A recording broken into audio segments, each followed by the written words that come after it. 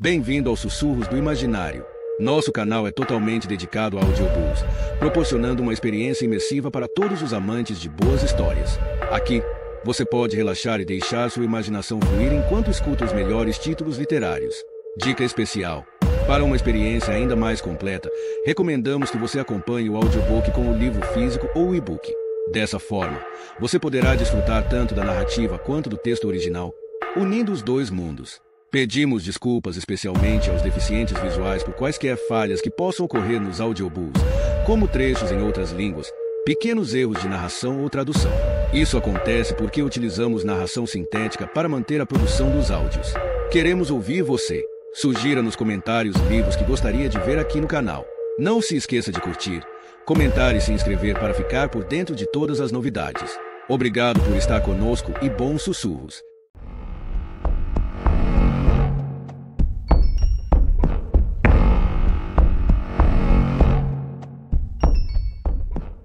Capítulo 7. Esperamos, ao sol radioso, que houvesse uma diminuição do eixo de trânsito da hora do rush e atravessamos a rua rapidamente. Ninguém falava e eu ia vários passos à frente deles, guiando-os para os fundos do edifício. Naquela hora as portas da frente estariam fechadas com correntes. Deixei-os na sala de reuniões e fui buscar os processos em uma gaveta fechada à chave na minha mesa.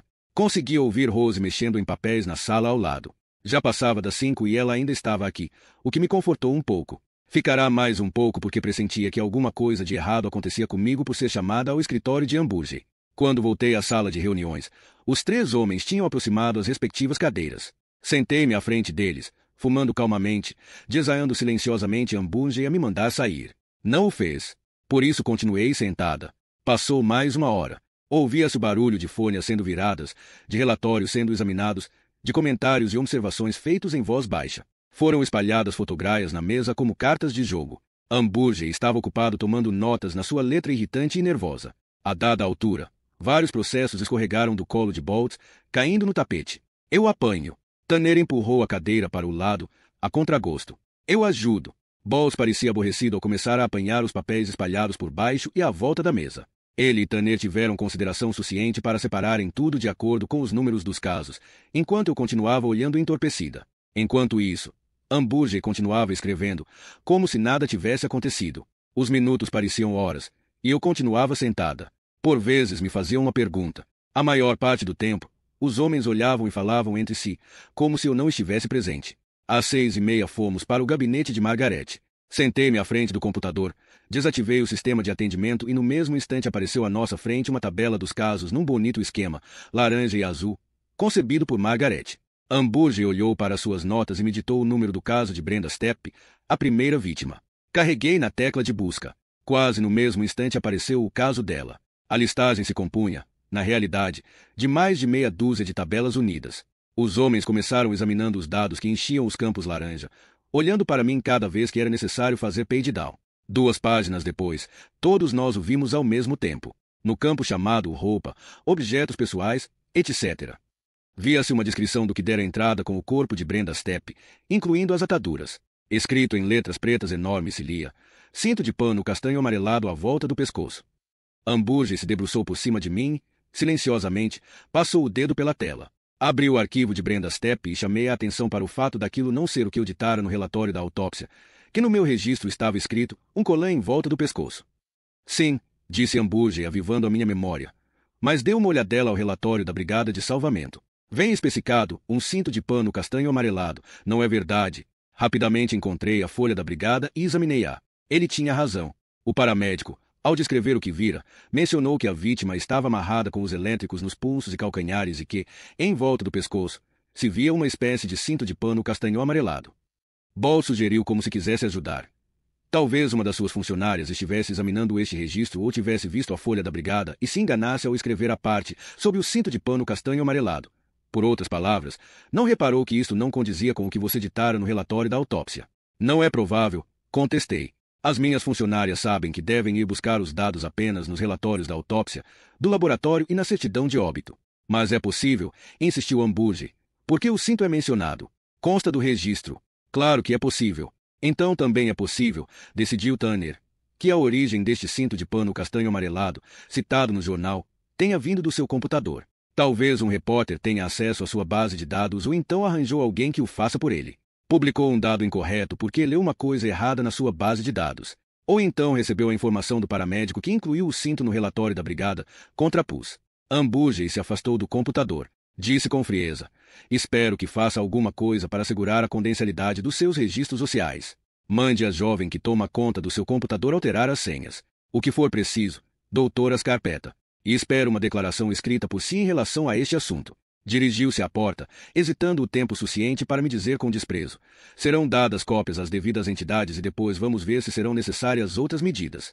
E com isto saiu, seguido por Tanner. Quando tudo o resto falha, vou para a cozinha. Algumas pessoas saem depois de um dia péssimo e vão jogar tênis ou fazer jogging num circuito. Tinha uma amiga em Coral Gables que fugia para uma praia com a sua cadeira portátil e se via livre do estresse com o sol e um romance vagamente pornográfico que nem Morta Léria no seu mundo profissional. Era juíza do Tribunal Distrital. Muitos dos policiais que conheço afogam suas mágoas, bebendo cerveja no bar da corporação. Nunca fui particularmente atlética, nem havia uma praia decente a uma distância razoável. Embebedar-me não resolveria nada. Cozinhar era um lenitivo, para o qual eu raramente tinha tempo na maior parte dos dias. E embora a cozinha italiana não seja minha única favorita, sempre foi a que faço melhor. Use o lado mais no do ralador, recomendei a Lucy, tentando que ela me ouvisse apesar do barulho da água correndo no lava-louça. Mas é tão difícil, queixou-se ela, bufando de esforço e irritação. O parmigiano reggiano curado é rijo. E tenha cuidado com os nós dos dedos. Está bem? Acabei de lavar os pimentões verdes, os cogumelos e as cebolas, sequei-os e coloquei na tábua para serem cortados. Fervendo lentamente no fogo havia um molho, feito no último verão, com tomates de Hanover, manjericão, orégano e vários dentes de alho esmagados. Tinha sempre um bom fornecimento no congelador para alturas como esta. Salsichas luganega estavam escorrendo em toalhas de papel ao lado de outras toalhas com bife magro frito. Massa de pão, com um elevado teor de glúten, estava na bancada levedando, tapada com um pano de louça úmido. E desfeita numa taça tinha mussarela de leite gordo, importada de Nova York, ainda com a água salgada, como o comprará na minha charcutaria favorita na West Avenue. A temperatura ambiente. O queijo é como a manteiga. Quando derretido, é maravilhosamente pegajoso. A mamãe sempre compra de pacote e junta algumas porcarias, disse Lúcia arquejante. Ou então compra na mercearia a que já vem pronta. Isso é horrível, retorqui. E realmente era o que eu pensava. Como é que ela consegue comer isso? Comecei a cortar os legumes. A sua avó teria preferido nos deixar morrer de fome. A minha irmã nunca gostara de cozinhar. Nunca entendi por quê. Alguns dos tempos mais felizes da nossa infância foram passados em volta da mesa. Quando o pai estava bem, se sentava à cabeceira da mesa e, cerimoniosamente, servia os nossos pratos com montes enormes de espaguete ou fettuccine, às sextas-feiras, frittata. Por mais pobres que fossemos, havia sempre muita comida e vinho. E era sempre uma alegria, ao chegar da escola, ser recebida por cheiros deliciosos e sons promissores vindos da cozinha. Era triste e uma violação da tradição que Lucy não soubesse nada destas coisas. Calculei que, na maior parte dos dias, ao vir das aulas, ela entrava numa casa silenciosa e indiferente, em que o jantar era uma chatice sendo adiado até o último minuto. A minha irmã nunca deveria ser mãe. Nunca deveria ser italiana. Untando as mãos com azeite, comecei a moldar a massa, trabalhando-a com força até me doerem os pequenos músculos dos braços. Consegue fazê-la girar como fazem na televisão? Lucy interrompeu o que estava fazendo, me olhando com olhos esbugalhados. Fiz uma demonstração. Que maravilha! Não é difícil. Sorri enquanto a massa tombava, devagar, me envolvendo os punhos. O truque é manter os dedos recolhidos para não a furarmos. Deixe-me experimentar. Ainda não acabou de ralar o queijo, repliquei com uma austeridade nida. Por favor. Desceu do banquinho e veio até mim. Pegando nas mãos dela entre as minhas, untei-as com azeite e fechei-as em punhos. Surpreendeu-me que as mãos dela fossem quase do tamanho das minhas. Quando era bebê, os punhos dela não eram maiores do que nozes. Lembro-me de como estendia os braços para mim quando eu ia visitá-las, da maneira como agarrava o meu polegar e sorria, enquanto um calor estranho e maravilhoso se espalhava pelo meu peito. Colocando a massa em volta dos punhos de Lucy, ajudei-a a fazê-la rodopiar. Está cada vez maior, exclamou ela. É o máximo. A massa se espalha devido à força centrífuga. É parecido com a maneira como as pessoas costumavam fazer o vidro. Sabe, já viu as janelas antigas de vidro ondulado? Ela acenou com a cabeça. O vidro, ao girar, se transformava num grande disco achatado. Ambas olhamos para cima ao ouvirmos pneus chiando na garagem. Um Audi branco estava chegando e, imediatamente, o bom humor de Lucy começou a se desvanecer. Oh, ela disse tristemente. Ele chegou. Bill Boltz estava saindo do carro e tirando 2 garrafas de vinho do lugar do passageiro. Vai gostar muito dele. Com jeito coloquei a massa na forma. Ele quer muito conhecê-la, Lucy. É o seu namorado. Lavei as mãos. Apenas fazemos coisas juntos e trabalhamos juntos. Ele não é casado. Observava enquanto ele ia até a porta da frente. A mulher dele morreu no ano passado. Ah, uma pausa. Como? Dei-lhe um beijo na cabeça e saí da cozinha para abrir a porta.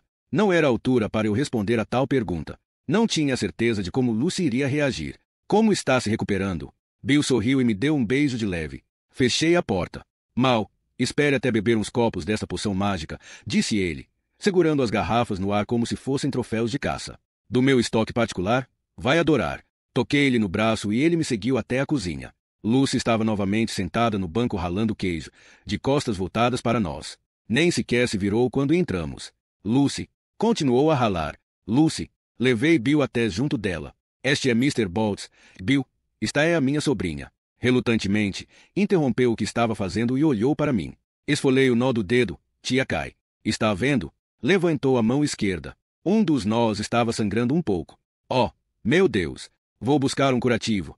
Caiu um pouco para o queijo. Continuou ela, como se estivesse prestes a chorar. Parece que precisamos de uma ambulância, anunciou Bill e surpreendeu ao tirá-la do banco, lhe passando os braços por baixo das coxas. Ela cou numa posição ridiculamente engraçada. Gemia como uma sirene ao levá-la até o lava-louça. 316. Estou chegando com uma emergência. Uma garotinha amorosa com um nó de dedo sangrando. Passou falando como um operador. Por favor, peçam à doutora Scarpetta para estar a postos para um curativo rápido. Lucy guinchava de tanto rir. Por momentos esqueceu o nó do dedo e olhava com adoração para Bill enquanto ele abria uma garrafa de vinho. Precisamos deixá-lo respirar, explicava ele com carinho. Está vendo? O aroma agora é mais forte do que daqui a uma hora. Como tudo o resto na vida, se suaviza com o tempo. Posso beber um pouco? Bom, respondeu ele com uma seriedade exagerada. Por mim, está bem, se a sua tia Kai concordar. Mas não gostaríamos que ficasse tontinha. Eu estava calmamente fazendo a pizza, espalhando molho na massa e colocando por cima as carnes, os legumes e o queijo parmesão. No M coloquei a mussarela esmagada e a pus no forno. Em breve, o rico aroma de alho enchia a cozinha e eu comecei então a fazer a salada e a pôr a mesa enquanto Lucy e Bill conversavam e riam. Só conseguimos jantar já tarde e o copo de vinho para Lucy foi uma boa ideia.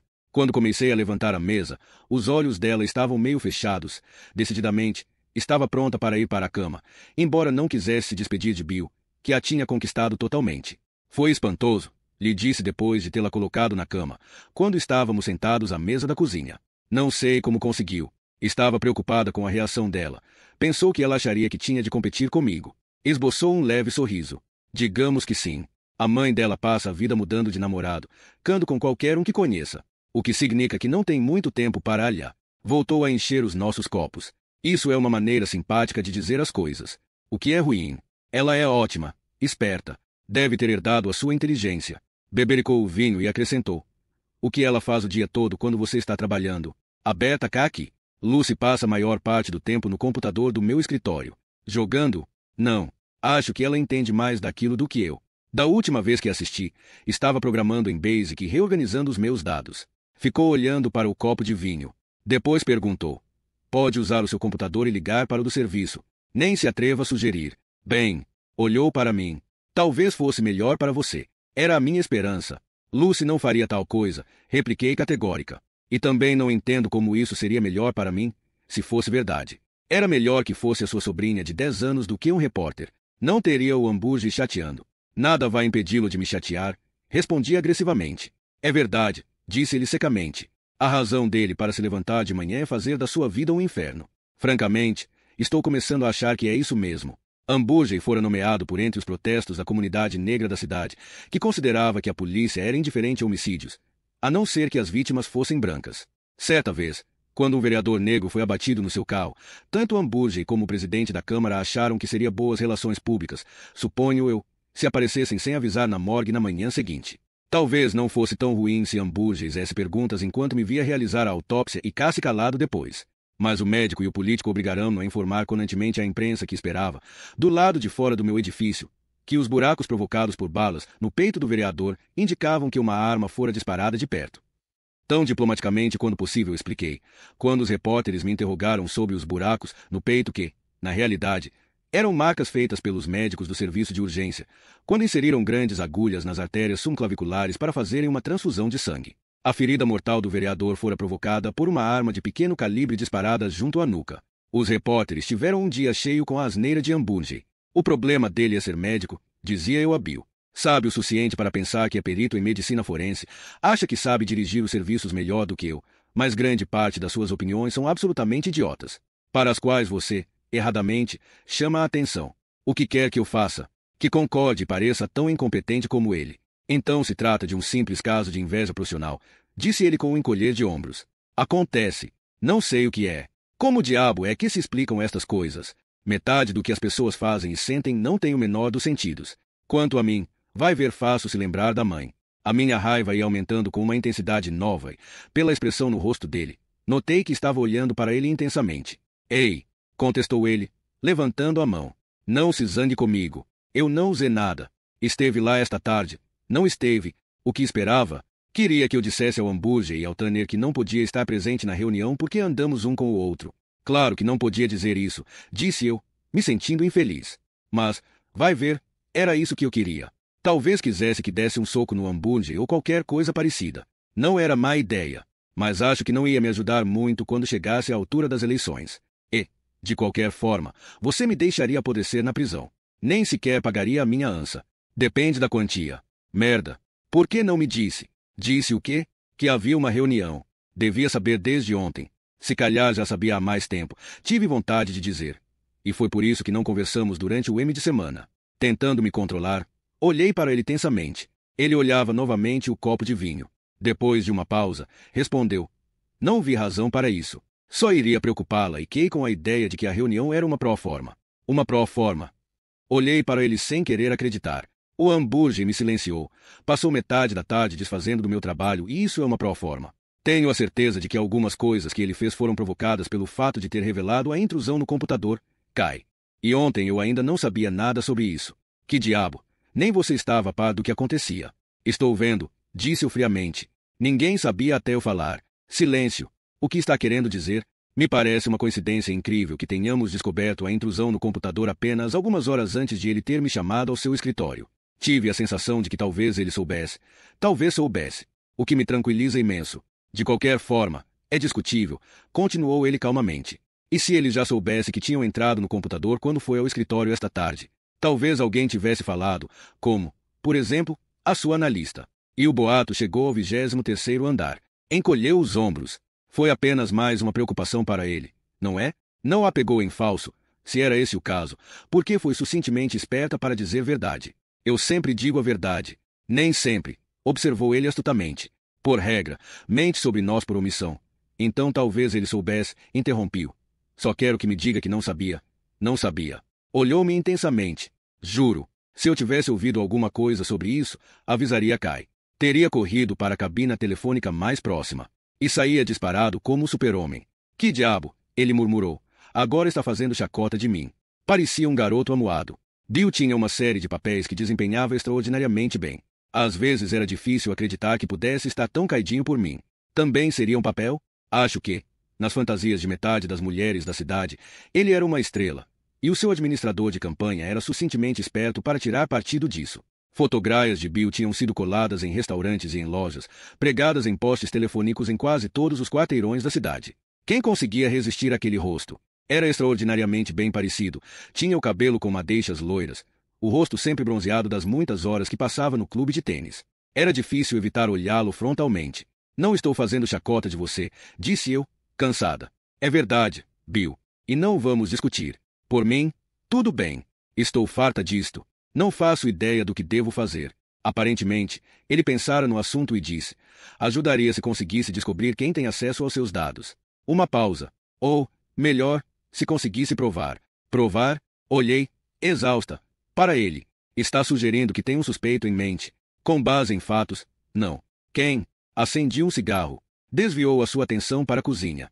Abby Turbu está no topo da minha lista. Achei que ia me dizer alguma coisa que eu não pudesse descobrir sozinha. Estou falando sério. Kai, está bem. Ela é uma repórter ambiciosa, eu disse irritada. Francamente, estou ficando um pouco farta de ouvir falar dela. Ela não é tão poderosa como as pessoas dizem. Dio pousou o copo de vinho na mesa com um forte estalido. Ah, isso é que é, retorquiu, me olhando chamente. A mulher é uma cobra. Sei que é uma repórter ambiciosa. mas é pior do que toda a gente imagina. É má, manipuladora e extremamente perigosa. A ilha da mãe se prestaria a qualquer coisa. A veemência com que falou me fez ficar calada. Não era normal que usasse termos tão cáusticos ao descrever uma pessoa, especialmente alguém que eu achava que ele mal conhecia. Lembra-se daquela história que ela escreveu a meu respeito há mais ou menos um mês. Não havia muito tempo, o Times publicara, finalmente, um pé do novo procurador do Estado. A reportagem, que saíra no jornal de domingo, era bastante comprida e eu não me lembrava em pormenores o que Hebe Turbu escrevera, exceto que me parecerá invulgarmente insípida, considerando a sua autoria. Tanto quanto me lembro, a história era fraquinha. Inofensiva, não fez mal nem bem. Há uma razão para isso, replicou irritado. Suspeito que não fosse um assunto sobre o qual ela particularmente quisesse escrever. Ele não estava insinuando que a missão fosse enfadonha. Havia mais alguma coisa e os meus nervos estavam novamente em tensão. A minha sessão com ela foi um horror. Passou um dia inteiro comigo, no carro, indo de reunião para reunião, até mesmo à lavanderia. Sabe como são estes repórteres? Seguem-nos até ao banheiro se deixarmos. Bom, digamos apenas que, à medida que a tarde ia se desenrolando, as coisas tomaram um rumo bastante desagradável e decididamente inesperado. Hesitou para ver se eu entenderá o que ele queria dizer. Tinha entendido bem demais. Olhando para mim com uma expressão de dureza, disse, foi um ataque fechado. Saímos da última reunião por volta das 8. Insistiu para que fossemos jantar. Sabe, era o jornal que iria pagar e ela ainda tinha algumas perguntas para fazer. Mal tínhamos saído do parque de estacionamento do restaurante, ela disse que não estava se sentindo bem. Tinha bebido vinho demais ou coisa parecida. Queria que eu a deixasse em casa, em vez de levá-la para o jornal, onde tinha o carro estacionado. E assim, levei-a para casa. E quando parei em frente à casa dela, ela se atirou em mim. Foi horrível. E, perguntei, como se não me importasse. E eu não soube lidar com a situação. Acho que a humilhei sem ter essa intenção. Desde essa altura que tem tentado me atacar. O quê? Tem telefonado, mandado cartas ameaçadoras. Eu não estava propriamente falando a sério. Tampouco estava preparada para o que ele disse a seguir. Esta merda que ela tem andado escrevendo. O fato é que pode vir do seu computador. Embora pareça uma loucura, acho que a motivação dela é, principalmente, pessoal, a fuga. Está insinuando que ela anda entrando no meu computador e escrevendo pormenores chocantes sobre estes casos para atingir a você. Se um acordo chegar ao tribunal em relação a estes casos, quem é que sai prejudicado? Não respondi. Fitava-o, sem querer acreditar. Eu sou o promotor público. Casos sensacionalistas e hediondos, como estes, são ferrados por toda esta merda publicada nos jornais e ninguém vai me mandar oures ou escrever bilhetes de agradecimento. Ela sabe isso muito bem. Kai, está me ridicularizando. É o que ela está fazendo. Bill, disse eu, baixando a voz. O trabalho dela é ser uma repórter agressiva, escrever sobre tudo que conseguir colocar à mão. Mais importante, os casos só seriam ferrados no tribunal se a única prova fosse uma confissão. Nessa altura, a defesa faz com que ele mude de opinião. Ele retira tudo o que disse. A ideia preconcebida pelo tribunal é pensar que o tipo é um doente mental e que sabe os pormenores dos assassinatos porque os leu no jornal. Ele imaginou que cometeu os crimes. Esse tipo de estupidez. O monstro que anda matando essas mulheres não vai se entregar nem confessar o que quer que seja. Esvaziou o copo e voltou a enchê-lo novamente. Talvez os policiais façam dele um suspeito e o obriguem a falar. Se calhar, é assim que acontece. E talvez seja a única coisa que o ligue aos crimes. Não há nenhuma prova material que seja relevante. Nenhuma prova material? Interrompiu. Certamente que não tinha ouvido bem. Seria que o vinho estava lhe entorpecendo os sentidos. Deixou sêmen. Quando for apanhado, o DNA revelará que... sim. Com certeza que sim. A análise do DNA só foi utilizada em tribunal algumas vezes na Virgínia. Existem poucos precedentes, muito poucas condenações em todo o país. Para cada uma delas, foi interposto recurso. Tente explicar a um júri de Richmond que o tipo é culpado por causa do DNA. Terei sorte se conseguir encontrar um jurado que saiba escrever DNA. Toda a gente tem um quociente de inteligência acima dos 40%, e a defesa arranjará uma desculpa para excluí-lo. É isso que eu aturo semana após semana. Bill, diabos. Começou a andar de um lado para o outro na cozinha. Já é difícil condenar alguém se 50 pessoas jurarem que viram o tipo puxando o gatilho. A defesa apresentará uma turma de peritos para turvar as águas e confundir tudo. Você, mais do que ninguém, sabe como este teste do DNA é complicado. Bill, eu no passado já expliquei aos jurados coisas mais complicadas do que esta. Ele ia dizer alguma coisa, mas se arrependeu. Olhando novamente para a cozinha, bebeu mais um gole de vinho. O silêncio se arrastou, pesado. Se o resultado dos julgamentos dependesse unicamente dos resultados do DNA, isso me colocava na posição de testemunha-chave da acusação. Já estivera nessa posição muitas vezes, no passado, e não me lembrava de que tivesse preocupado Bill injustificadamente. Alguma coisa era diferente dessa vez. O que está acontecendo? Perguntei. Sente-se inseguro por causa da nossa relação? Acha que alguém vai descobrir e nos acusar de irmos para a cama? Me acusar de falsificar os resultados para a conveniência da acusação? Olhou-me de relance, surpreso. Não estou pensando em nada disso. É um fato estarmos juntos, mas não é nada de importante. Saímos algumas vezes para jantar. Vimos algumas peças de teatro. Não precisou completar a frase.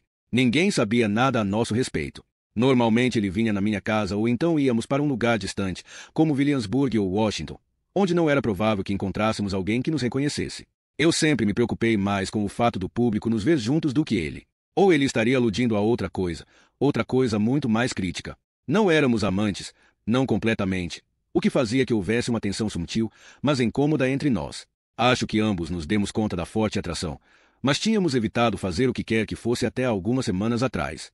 Depois de um julgamento, que só acabou ao M da tarde, ele me convidou descontraidamente para uma bebida. Fomos a pé até um restaurante perto do tribunal e, depois de 2 uísques, nos dirigimos para minha casa. Assim, de repente, com uma fogosidade de adolescentes, o nosso desejo se tornou absolutamente palpável. A proibição do ato tornou ainda mais excitante. De repente, quando estávamos na minha sala de estar às escuras, entrei em pânico. A ânsia dele era excessiva, explosiva. Ele dominou em vez de acariciar, me jogando no sofá. Foi nesse momento que tive uma imagem nítida da mulher, afundada na cama em almofadas de cetim azul claro, com a parte da frente da camisola branca manchada de vermelho escuro, a pistola automática de 9 milímetros apenas a alguns centímetros da sua mão direita inerte. Eu fora ao local do suicídio sabendo apenas que a mulher do candidato ao cargo de procurador do estado tinha, aparentemente, cometido suicídio. Nessa altura não conhecia Bill. Examinei a mulher. Segurei, literalmente, o coração dela em minhas mãos. Essas imagens, todas elas, eu as recordei, nitidamente, na escuridão da minha sala de estar muitos meses depois. Fisicamente, me afastei dele. Nunca lhe disse a verdadeira razão, embora nos dias que se seguiram ele continuasse a me perseguir ainda mais energicamente. A atração mútua se mantinha, mas passará a existir um muro entre nós. Por muito que o desejasse, não conseguia jogá-lo abaixo nem transpô-lo. Mal ouvia o que ele estava dizendo. E não vejo como podia alterar os resultados do DNA, a não ser que estivesse envolvida numa conspiração que incluísse o laboratório particular que está fazendo os testes e também metade do departamento forense. O quê? Perguntei assustada. Alterar testes de DNA. Você não estava ouvindo? Perguntou ele impaciente. Bom, perdi qualquer coisa, isso é verdade. Estou dizendo que ninguém poderia acusá-la de alterar o que quer que fosse, esse é o meu ponto de vista. Por isso, a nossa relação não tem nada a ver com o que estou pensando. Está bem. Só que... Hesitou. Só que... Perguntei. Depois, enquanto ele esvaziava o copo, acrescentei. Bill, você vai ter de dizer o... Ele não prestava atenção. O que é? Perguntei de novo. O que é? Contraiu os lábios, sem olhar para mim. Não tenho certeza em que posição você cará, nessa altura, aos olhos do júri, disse pausadamente. Não teria ficado mais espantada se ele tivesse me batido com a palma da mão. Meu Deus! Sabe de alguma coisa. O quê? O quê? Que está planejando aquele ilho da mãe? Vai me despedir por causa daquela história do computador? Foi isso que ele disse. O hambúrguer? Ele não está planejando nada. Que diabo? Nem é preciso. Se o seu gabinete for acusado das fugas e se, eventualmente, o público acreditar que os novos artigos jornalísticos inamados são a razão pela qual o assassino anda atacando com maior frequência, então a sua posição estará em risco. As pessoas precisam de um bode expiatório. Não posso me dar ao luxo de a minha testemunha principal ter um problema de credibilidade ou de popularidade. Era isso que você e o Tanner discutiam tão acaloradamente depois do almoço. Eu estava quase chorando. Vi vocês dois saindo do packing. Um longo silêncio. Ele também me vira, mas Nira que não. Por quê? Provavelmente porque ele e Tanner estavam falando a meu respeito. Estávamos falando sobre os casos, respondeu evasivamente. Discutindo várias coisas. Eu estava tão furiosa, tão magoada, que não me atrevi a retrucar. Ouça, disse ele, cansado, desapertando a gravata e o botão de cima da camisa. Isto não correu bem. Não queria que acabasse assim. Juro por Deus. Agora com mesmo chateada e eu também.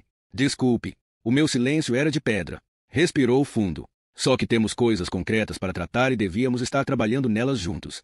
Estou imaginando os piores cenários para estarmos preparados. Está bem?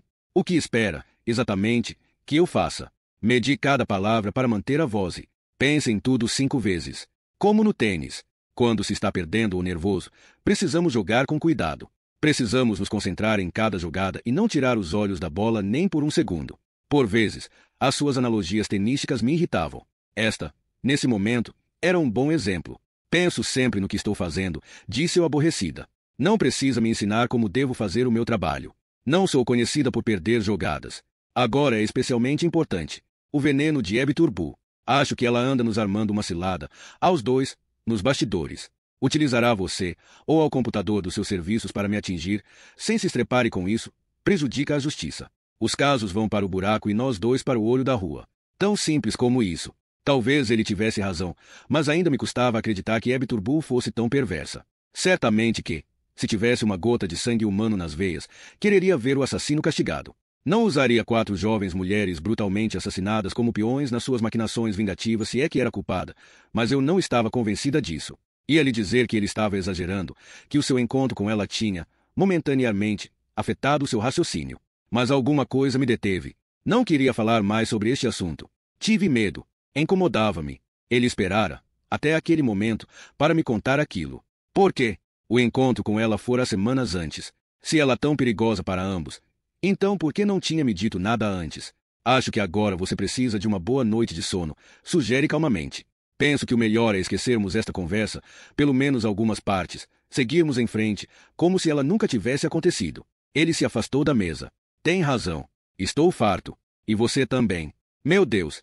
Não queria que tivesse corrido assim, disse ele novamente. Vim aqui para lhe animar. Sinto-me pessimamente. Continuou se desculpando enquanto ia pelo corredor fora. Antes que eu abrisse a porta, me beijou e senti o gosto a vinho no hálito dele. Senti o seu calor. A minha resposta física foi quase imediata, um frisson de desejo que me percorreu a espinha, e o medo que me trespassou o corpo como um choque elétrico. Involuntariamente, me afastei e murmurei.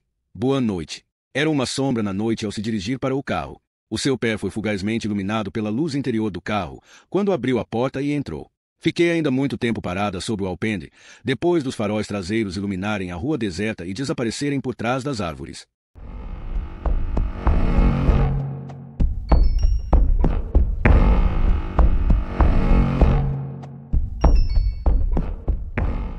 Capítulo 8. O interior do Plymouth reliante prateado de marino estava tão sujo e pouco cuidado como eu esperava que estivesse, se me tivesse dado ao trabalho de pensar nisso.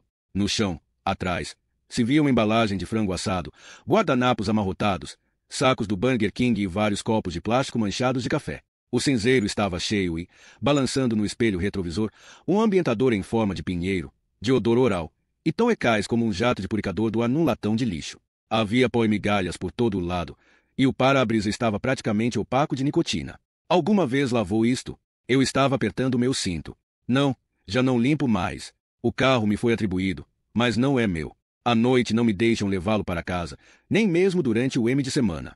Encero até car brilhando, uso metade de uma garrafa de amor ali no interior e o que acontece? Um malandro qualquer vai usá-lo quando eu não estiver de serviço e me devolve neste estado. Não há o que fazer. Passado um tempo, comecei a poupar trabalho de todo o mundo. Comecei a sujá-lo eu mesmo. Do rádio da polícia se ouviam estalidos, enquanto a luz do sintonizador piscava de canal em canal. Saiu do estacionamento atrás do meu edifício. Não sabia nada dele desde que ele saíra abruptamente da sala de reuniões na segunda-feira. Era quarta-feira à tarde e ele me deixou intrigada ao aparecer de repente à minha porta, anunciando que queria me levar para dar uma pequena volta. A volta, como se veio a revelar, se traduziu numa visita retrospectiva aos locais dos crimes. O objetivo, tanto quanto pude me certificar, era para que eu achasse o mapa das mesmas na minha cabeça. Não me opus. A ideia era boa, mas era a última coisa que eu esperava dele. Desde quando me incluía no que quer que fosse a não ser que não tivesse alternativa. Há algumas coisas que precisa saber, disse ele, ajustando o retrovisor lateral. Estou vendo. Suponho que, se não tivesse concordado em vir, você não me contaria nada sobre estas pequenas coisas que eu preciso saber. Mais ou menos isso. Esperei pacientemente que ele voltasse a colocar o isqueiro no lugar. Levou o seu tempo a se instalar mais confortavelmente atrás do volante. Pode se interessar em saber, começou ele, que ontem fizemos no Pedersen um teste com um polígrafo e o idiota passou. Muito bonito, mas não inocenta completamente. É possível passar no teste quando se é um destes psicopatas que conseguem mentir com a facilidade com que as outras pessoas respiram. Ele é um ator. Provavelmente conseguiria dizer que é o Cristo crucificado e as suas mãos não transpirariam. O pulso estaria mais regular do que o seu e o meu quando estamos na igreja. Isso seria muito pouco habitual, contrapus. É bastante difícil, quase impossível, enganar um polígrafo. Seja quem for. Já aconteceu. Essa é uma das razões pelas quais não é aceito no tribunal. Não chego ao ponto de dizer que é infalível. A questão, ele continuou, é que não temos uma boa razão para apertar com ele ou sequer para lhe dizer que não deve sair da cidade. Por isso mantenho sob vigilância. O que realmente queremos saber são as suas atividades depois do trabalho. Por exemplo, o que faz à noite. Talvez se meta no carro e ande por vários bairros, fazendo reconhecimento dos locais. Ele não voltou para Charlottesville. Marino atirou a cinza pela janela. Tem cado por aqui, diz que está abalado demais para voltar. Mudou-se. Está num apartamento na Avenida Fremont-Tremont-Fonfonfe. Diz que não consegue entrar em casa depois do que aconteceu. Acho que ele vai vendê-la. Não que tenha necessidade do dinheiro. Lançou-me um breve olhar e, durante os momentos, vi a minha própria imagem distorcida nos seus óculos espelhados. A mulher tinha um bom seguro de vida. Pedersen vai receber cerca de $200.000. Acho que vai poder escrever as suas peças, sem se preocupar em ter de ganhar a vida. Continuei sem dizer palavra. E acho que vamos deixar passar o fato de ter sido acusado de violação no passado. Você andou investigando o assunto? Sabia que ele tinha feito ou, caso contrário, não teria mencionado. Parece que estava fazendo uma peça de verão em Nova Orleans e cometeu o erro de levar uma fã demasiado a sério. Falei com o policial que investigou o caso. Segundo ele, Pedersen era o ator principal numa peça qualquer e uma jovem da assistência se entusiasmou com ele. Ia vê-lo todas as noites, escrevia bilhetes, essas coisas todas. Depois apareceu nos bastidores e acabaram por andar de bar em bar no bairro francês. O que aconteceu a seguir é que ela resolveu chamar a polícia, às 4 da manhã, toda histérica, dizendo que fora violentada. Ele ficou numa grande atrapalhada, porque o pé dela deu positivo e os uídos comprovam que ele é o não secretor. O caso foi ao tribunal. O grande júri rejeitou. Pedersen admitiu terem tido relações no apartamento dela. Disse que ela tinha consentido e que se atirara a ele. A jovem tinha várias nódoas negras e até algumas marcas no pescoço. Mas ninguém conseguiu provar quando as nódoas negras tinham sido feitas e se Pedersen fora o causador. O grande júri inocenta logo um tipo como ele. Levam em consideração o fato de estar numa peça de teatro e de a jovem ter provocado o encontro. Ele ainda tinha os recados dela dentro do camarim, que mostravam claramente que estava embeiçada por ele. Foi de fato convincente quando armou, ao depor, que ela já tinha nódoas negras quando esteve com ele. Parece que ela tinha lhe contado que entrará numa briga, alguns dias antes, com um tipo de quem estava se separando. Ninguém ia repreender Pedersen. A jovem não tinha moral nenhuma e era uma idiota ou fez uma grande asneira se expondo, por assim dizer, para que a prejudicassem. Esse tipo de caso, eu comentei calmamente, são quase impossíveis de se provar. Bem, nunca se sabe. Também é uma coincidência, acrescentou ele como uma parte, para o qual eu não estava preparada, que Benton tenha me telefonado uma noite destas para dizer que o computador principal em Quântico recebeu uma informação sobre um método semelhante ao de quem anda matando estas mulheres aqui, em Richmond. Onde? Walton, Massachusetts. Por acaso, respondeu ele, me olhando de soslaio. Há 2 anos, na mesma altura em que Pedersen frequentava Harvard, que cá a cerca de 30 quilômetros a leste de Walton. Durante os meses de abril e maio, 2 mulheres foram violentadas e estranguladas nos seus apartamentos. Ambas viviam sozinhas em apartamentos de Resdushon e foram amarradas com cintos e os elétricos. Aparentemente, o assassino entrou por janelas destrancadas. Ambos os casos ocorreram durante o M de semana. Estes crimes são uma cópia do que está acontecendo aqui. Os assassinatos pararam depois de Pedersen ter se formado e de ter mudado para aqui? Não exatamente, replicou ele. Houve outro, mais tarde, nesse verão, que Pedersen não poderia ter cometido porque estava morando aqui e a mulher começando no VMC. Mas houve algumas diferenças no terceiro caso. A vítima era uma adolescente que morava a cerca de 15 minutos do local onde tinham ocorrido os outros 2 homicídios. Os policiais acharam que o assassinato dela fora uma imitação. Um doido qualquer leu as notícias acerca dos 2 primeiros casos nos jornais e os imitou. Só foi encontrada após uma semana, o corpo em tão adiantado estado de decomposição que não foi possível encontrar sêmen. Foi impossível tipicar o assassino. E quanto aos 2 primeiros casos, eram não secretores, disse ele devagar, olhando em frente. Silêncio. Lembrei-me de que há milhões de homens no país que são não secretores e que acontecem crimes sexuais todos os anos em quase todas as principais cidades. Mas as semelhanças eram agrantes. Tínhamos virado em uma rua estreita, bordejada de árvores, numa urbanização recente, onde todas as casas pareciam iguais e nos davam a ideia de pouco espaço e materiais baratos. Viam-se cartazes de imobiliárias espalhados e algumas das casas estavam ainda em construção. A maior parte dos jardins fora recentemente semeada e arranjada, com pequenos arbustos e árvores frutíferas. 2 quarteirões adiante, à esquerda, se via a pequena casa cinzenta onde Brenda Stepp fora assassinada há cerca de 2 meses. A casa não fora alugada, nem vendida. A maior parte das pessoas que querem uma casa nova não gosta muito da ideia de se mudarem para um lugar onde alguém foi brutalmente assassinado.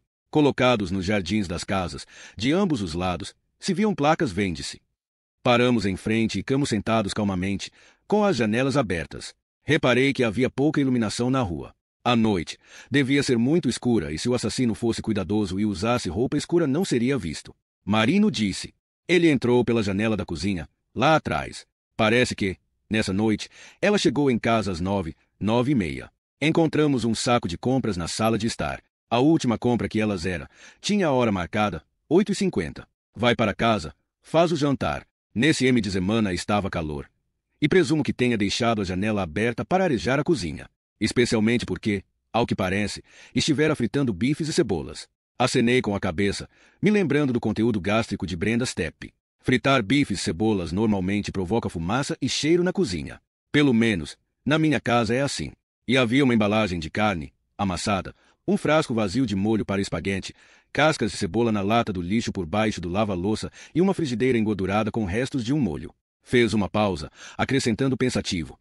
É estranho que a escolha dela para o jantar possa ter ditado a morte dela. Sabe, se tivesse comido atum, um sanduíche ou qualquer outra coisa, não precisaria deixar a janela aberta. Este era um dos pensamentos favoritos dos investigadores criminais. E se a pessoa não tivesse decidido comprar um maço de cigarros numa loja de conveniência, onde 2 assaltantes armados mantinham o empregado refém na parte de trás? E se alguém não tivesse decidido ir lá fora esvaziar o caixote do gato no preciso momento em que um detento, que fugira da prisão, se aproximava da casa? E se alguém não tivesse discutido com a amante e, consequentemente, saído de carro num acesso de fúria no momento em que um bêbado fazia uma curva no lado errado da estrada? Marino perguntou. Reparou que há uma autoestrada a menos de 1,5 km daqui. Sim, e há um Safeway na esquina, mesmo antes de virar para este bairro. Me lembrei. Um lugar possível para ele deixar o carro se andasse o resto do caminho a pé. Ele observou, misteriosamente, sim, o Safeway. Fecha à meia-noite. Acendi outro cigarro e pus em prática a máxima segundo o qual, para um detetive ser bom, tem de saber pensar como as pessoas que quer apanhar. O que teria feito? Lhe perguntei. Se fosse você? Se eu fosse o quê? Se fosse o assassino. Depende. Sou um artista meio perdido como Matt Pedersen ou apenas um louco vulgar que gosta de se aproximar silenciosamente de uma mulher para estrangulá-la.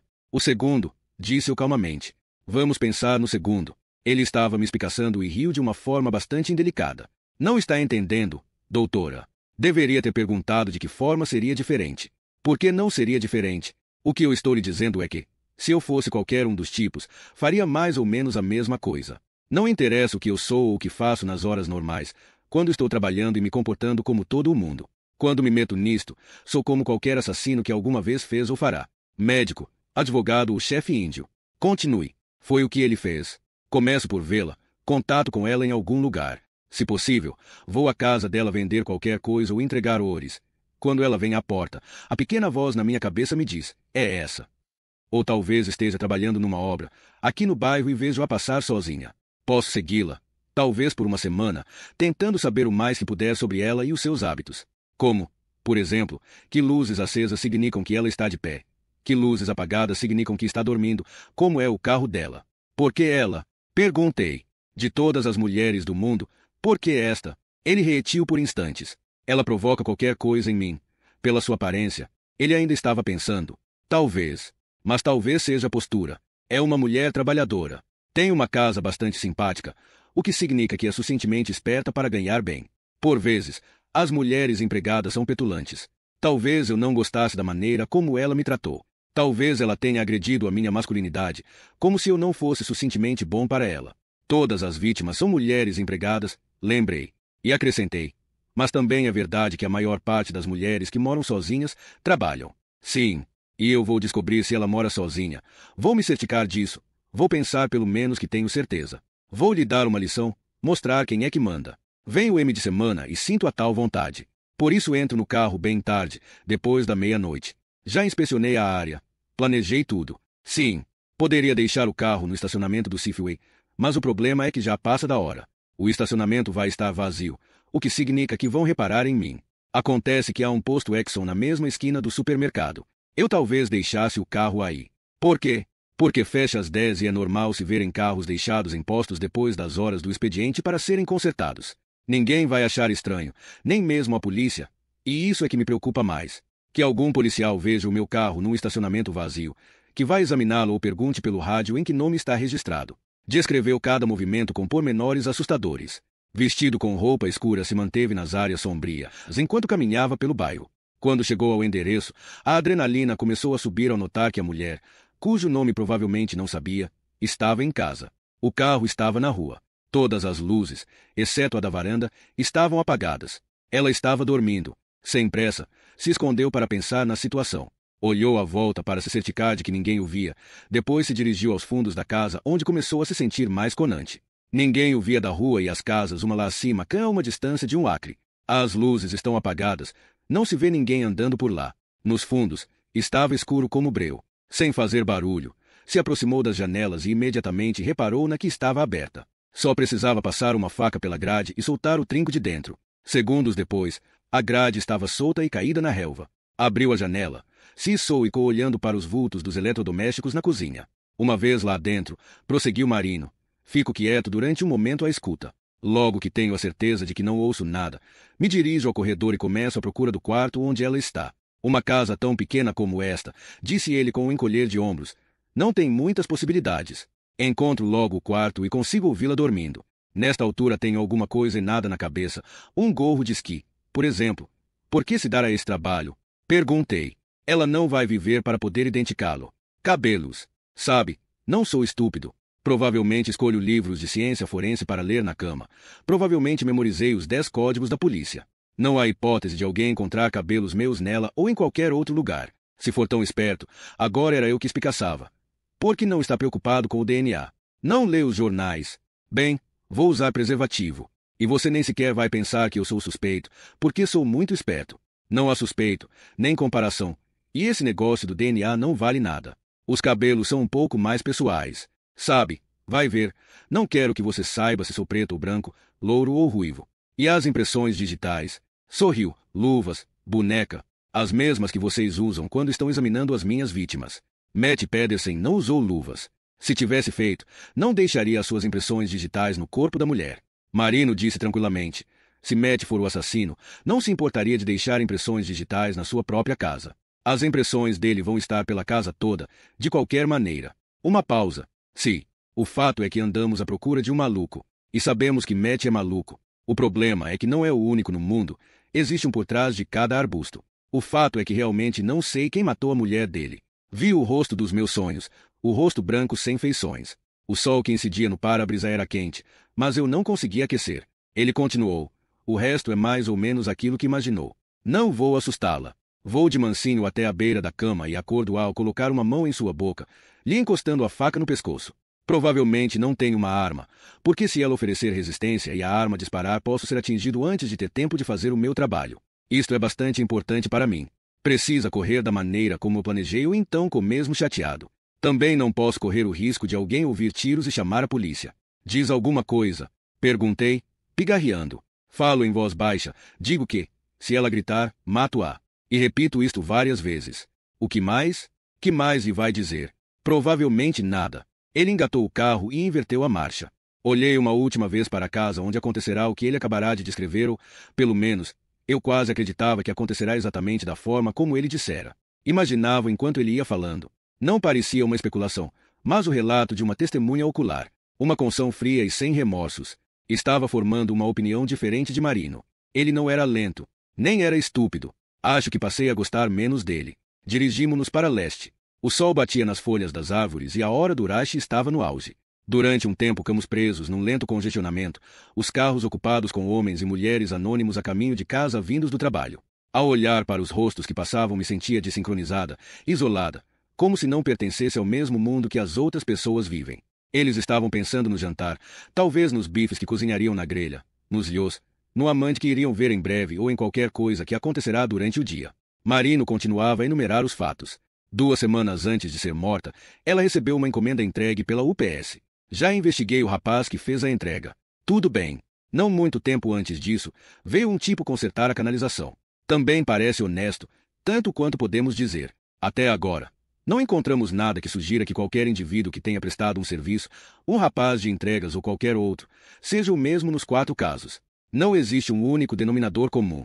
Também não há nenhuma ligação ou semelhança no que diz respeito aos empregos das vítimas. Brenda Stepp era professora do 4º ano na Quinton Elementary, não muito longe do local onde morava. 5 anos antes se mudará para Richmond e, recentemente, tinha rompido o noivado com um treinador de futebol. Era uma ruiva encorpada, inteligente e bem-humorada. Segundo seus amigos e o antigo noivo, corria vários quilômetros por dia, não fumava nem bebia. Eu provavelmente sabia mais sobre a vida dela do que a família na Geórgia. Uma batista convicta, ia à igreja todos os domingos e às ceias das quartas-feiras. Era música, tocava violão e regia o coro nos retiros de grupos de jovens. Tinha se formado em inglês, que também era o que ensinava. A sua forma favorita para relaxar, além de correr, era ler, e aparentemente, estava lendo Doris Betts antes de apagar a luz da mesa de cabeceira naquela sexta-feira à noite. Uma coisa que me surpreendeu, disse Marino, foi o que descobri recentemente, uma possível ligação entre ela e Lori Pedersen. Brenda Stepp foi tratada na urgência do VMC há cerca de 6 semanas. Por quê? Indaguei surpresa. Teve um acidente de trânsito pouco grave. Colidiu quando ia saindo uma noite, de marcha a ré. Não foi importante. Ela própria chamou a polícia, disse que tinha batido com a cabeça e que se sentia um pouco tonta. Mandaram uma ambulância. Esteve durante algumas horas em observação na urgência. Fizeram algumas radiografias. Mas não foi nada. Foi tratada durante um turno em que Lori Pedersen estava trabalhando. Essa é a melhor parte. Talvez o único golpe de sorte que tivemos até agora. Verifiquei com o supervisor. Lori Pedersen estava de serviço naquela noite. Estou à procura de toda a gente que possa ter estado por perto. Assistentes hospitalares, médicos, etc. Nada, até agora. Exceto a terrível hipótese de que as duas mulheres podem ter se conhecido, não fazendo ideia de que neste preciso momento os seus assassinatos estariam sendo analisados por si e por mim. O pensamento me percorreu como se fosse um choque de baixa voltagem. E Matt Pedersen? Alguma hipótese dele ter estado no hospital naquela noite, talvez para ver a mulher? Marino respondeu. Diz que estava em Charlottesville.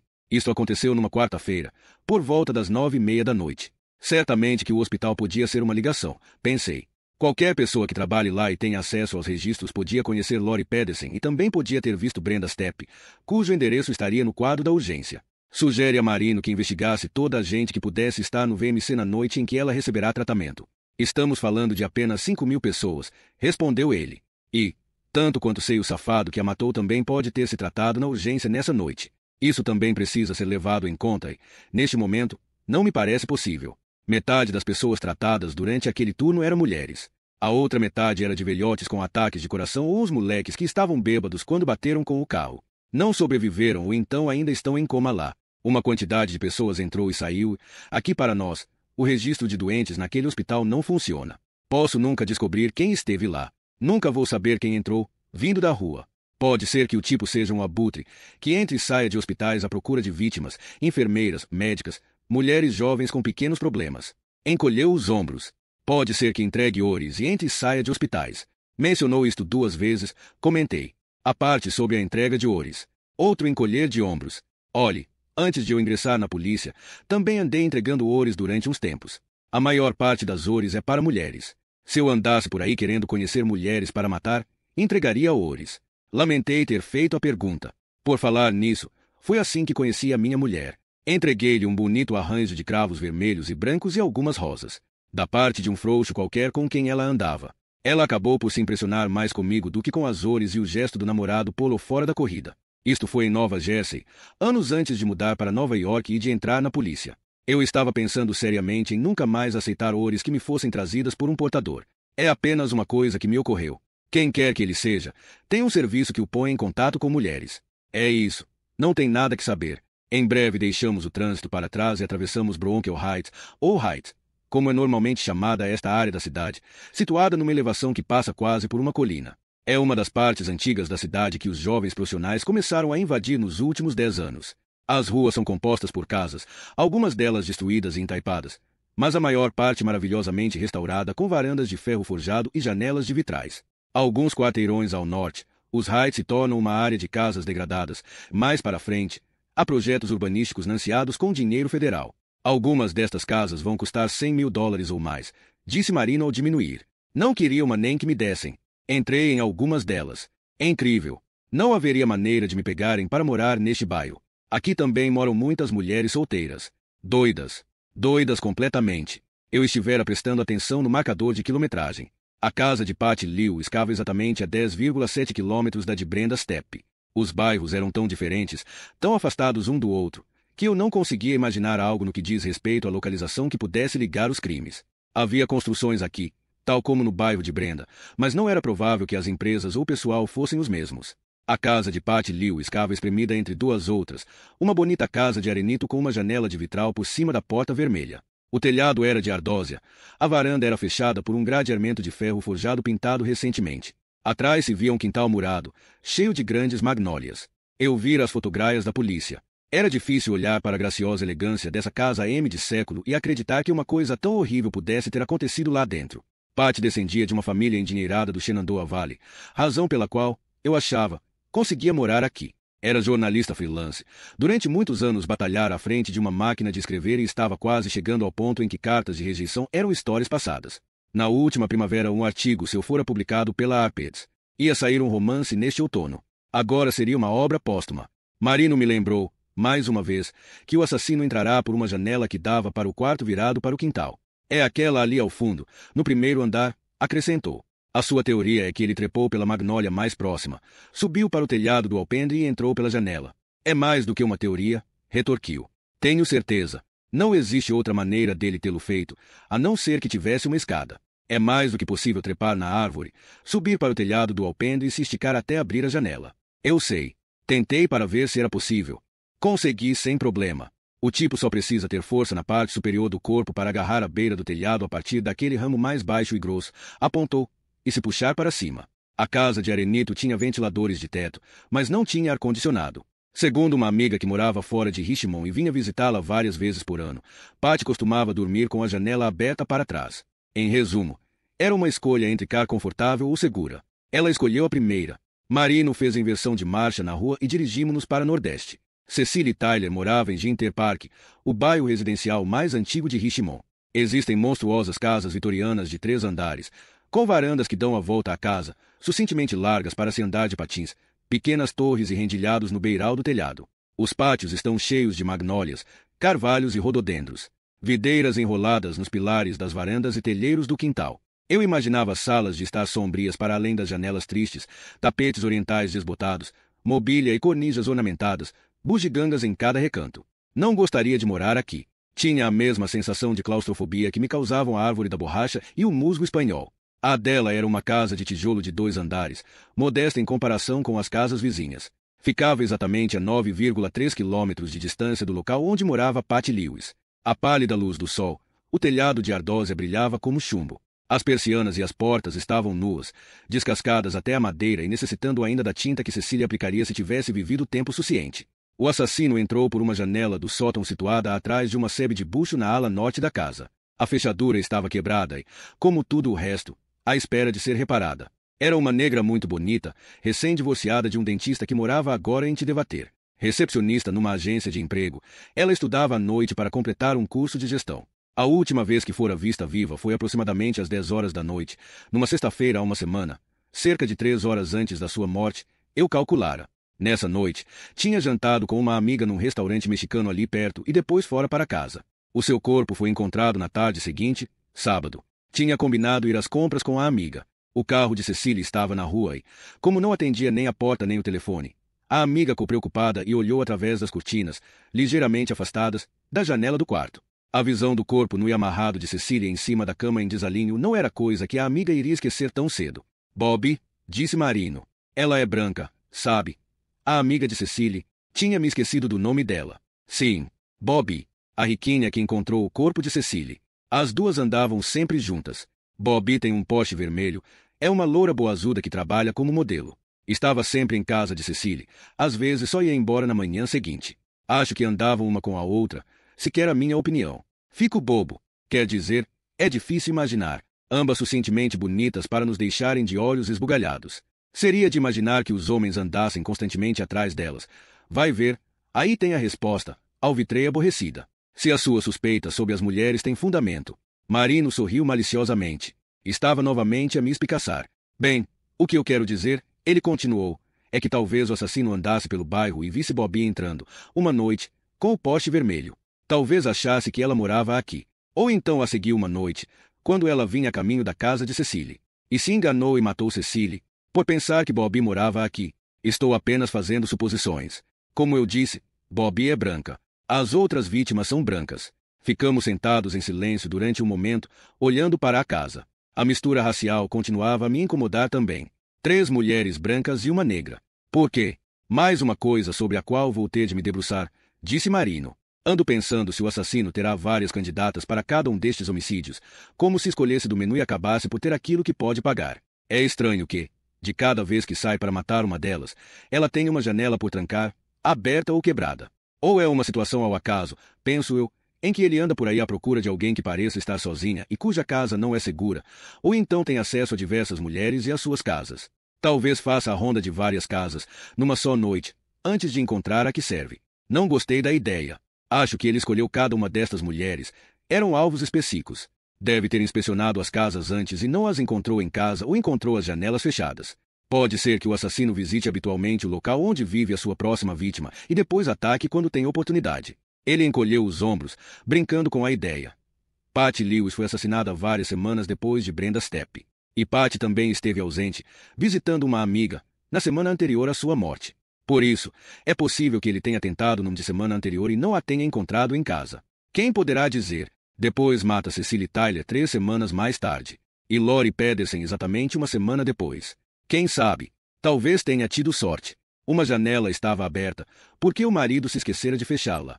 O assassino podia ter contatado com Lori Pedersen apenas algumas semanas antes de matá-la. Se no último M de semana a janela não estivesse por fechar, ele voltaria neste para tentar novamente. O M de semana. Repeti. Parece que isso é importante para ele. Importante atacar numa sexta-feira à noite ou às primeiras horas da madrugada de sábado. Marino acenou com a cabeça. Claro, é calculado. Acho que é por ele trabalhar de segunda a sexta. Tem o M de semana livre. Provavelmente também gosta do padrão por outra razão qualquer. É a maneira de nos aborrecer. Chega sexta-feira e ele sabe que na cidade, pessoas como você e eu, ficamos nervosos como um gato no meio de uma autoestrada. Hesitei e depois aurei o assunto. Acha que a necessidade dele está aumentando? Que os assassinatos são menos espaçados porque ele se sente mais tenso, talvez devido a toda a publicidade. Ele não comentou imediatamente o que eu tinha dito. Depois falou muito seriamente. Ele é um viciado, doutora. Quando começa, não consegue parar. Está dizendo que a publicidade não tem nada a ver com o padrão? Não, respondeu ele. Não estou dizendo isso. O padrão dele é se manter escondido e calado, e talvez não estivesse tão calmo se os repórteres não tornassem as coisas tão fáceis para ele. As notícias sensacionalistas são um presente. Ele não precisa de se esforçar. Os repórteres estão lhe dando isso de bandeja. Agora, se ninguém estivesse escrevendo nada, ficaria frustrado, talvez mais descuidado. Ao M de algum tempo, talvez começasse a mandar bilhetes, telefonar, qualquer coisa quisesse os repórteres se mexer. Podia fazer besteira. Ficamos calados durante uns momentos. Depois Marino me apanhou desprevenida. Parece que andou falando com Fortuzis. Por quê? O que me disse do efeito de escalada das notícias enervarem-no, obrigando-o a agir mais rapidamente. Foi isso que ele lhe disse? Calmamente, tirou os óculos de sol e colocou-os sob o console. Quando olhou para mim, os olhos brilhavam levemente de raiva. Não, mas ele falou com algumas pessoas conhecidas. Com o Bowles e com o Tanner. Como é que sabe isso? Porque tenho espiões tanto dentro do departamento como na rua. Sei exatamente o que acontece e talvez como vá acabar. Ficamos sentados em silêncio. O sol se escondera atrás dos telhados e as sombras iam se estendendo lentamente pelos gramados e pela rua. De certa forma, Marino tinha aberto a porta que nos faria conar um no outro. Ele sabia. Estava me dizendo que sabia. Quanto a mim, pensei se teria coragem para abrir a porta ainda mais. Bowles e Tanner, como autoridades que são, andam muito aborrecidos com as fugas para a imprensa, disse-o cautelosamente. Também podem ter uma depressão nervosa por causa da chuva. Acontece, especialmente se a querida Abby vive na mesma cidade. Sorri maliciosamente. Que apropriado. Contar os segredos à querida Abby, que os imprime todos no jornal. Ela é um problema, continuou ele. Tem um contato lá dentro, uma linha direta ao centro do departamento. Acho que o chefe não vai mijar sem que ela saiba. Quem conta o que acontece? Vamos dizer que tenho as minhas suspeitas, mas ainda não tenho certeza para poder agir. Está bem? Sabe que alguém teve acesso ao computador do meu serviço? Indaguei, como se toda a gente estivesse ao corrente. Ele olhou friamente para mim. Desde quando? Não sei. Há uns dias alguém tentou ver o caso de Lori Pedersen. Foi uma sorte termos descoberto. Uma pequena distração da minha analista e, como resultado, os comandos dados pelo criminoso apareceram na tela.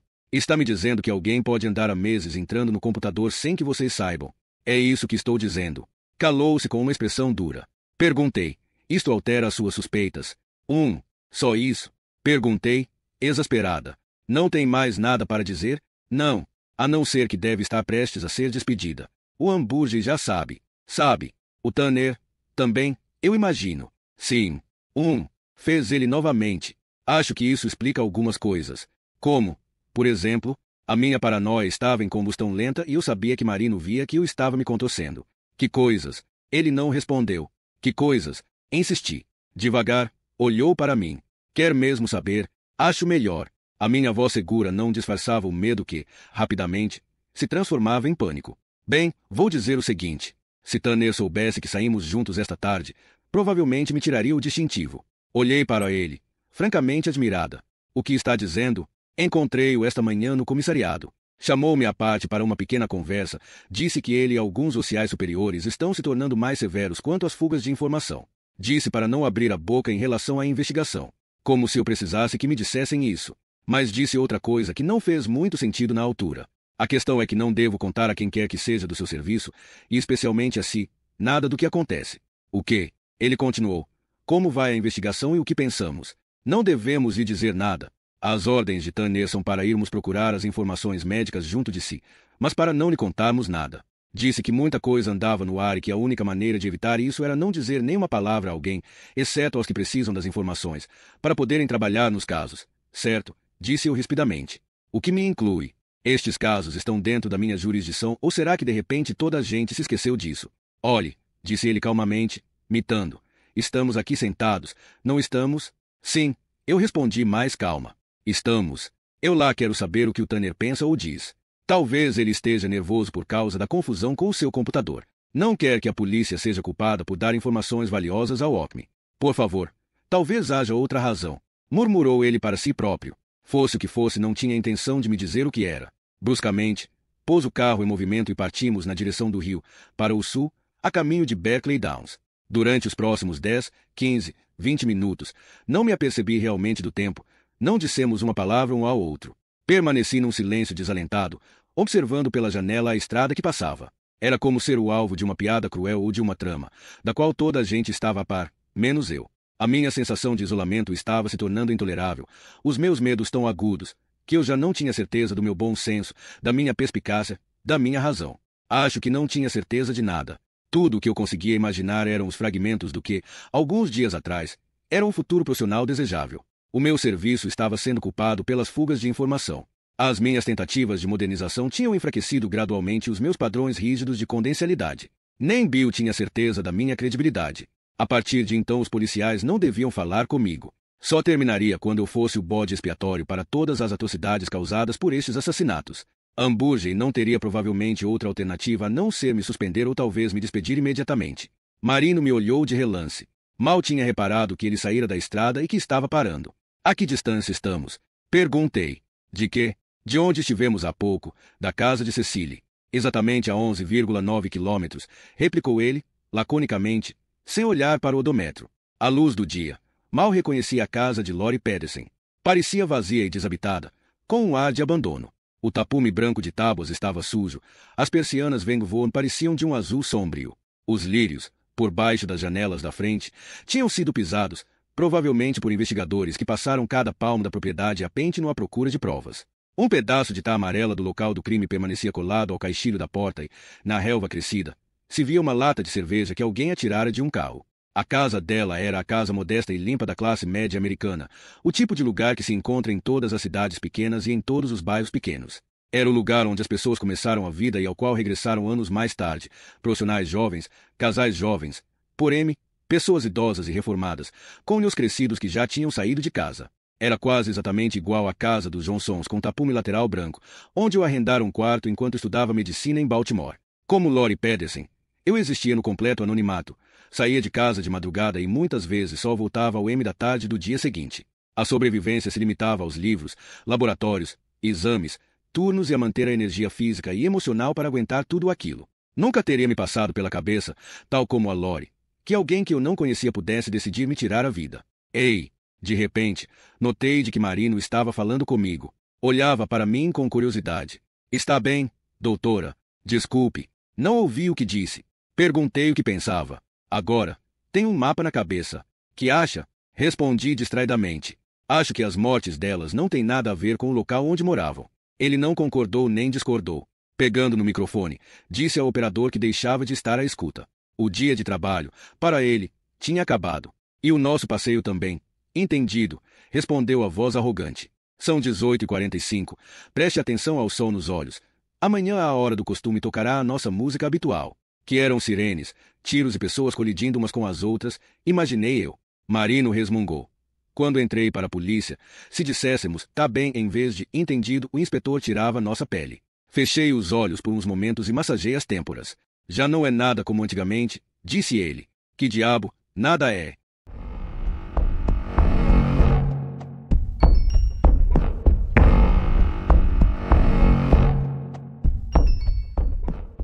Capítulo 9. A lua se apresentava como um globo de vidro leitoso por entre as árvores enquanto eu guiava através do bairro sossegado onde morava.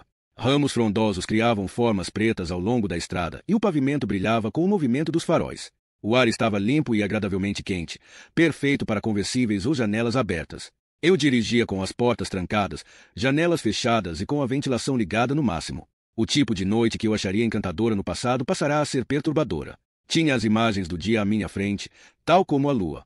Perseguiam-me e não me largavam. Via cada uma daquelas casas despretensiosas em diferentes partes da cidade.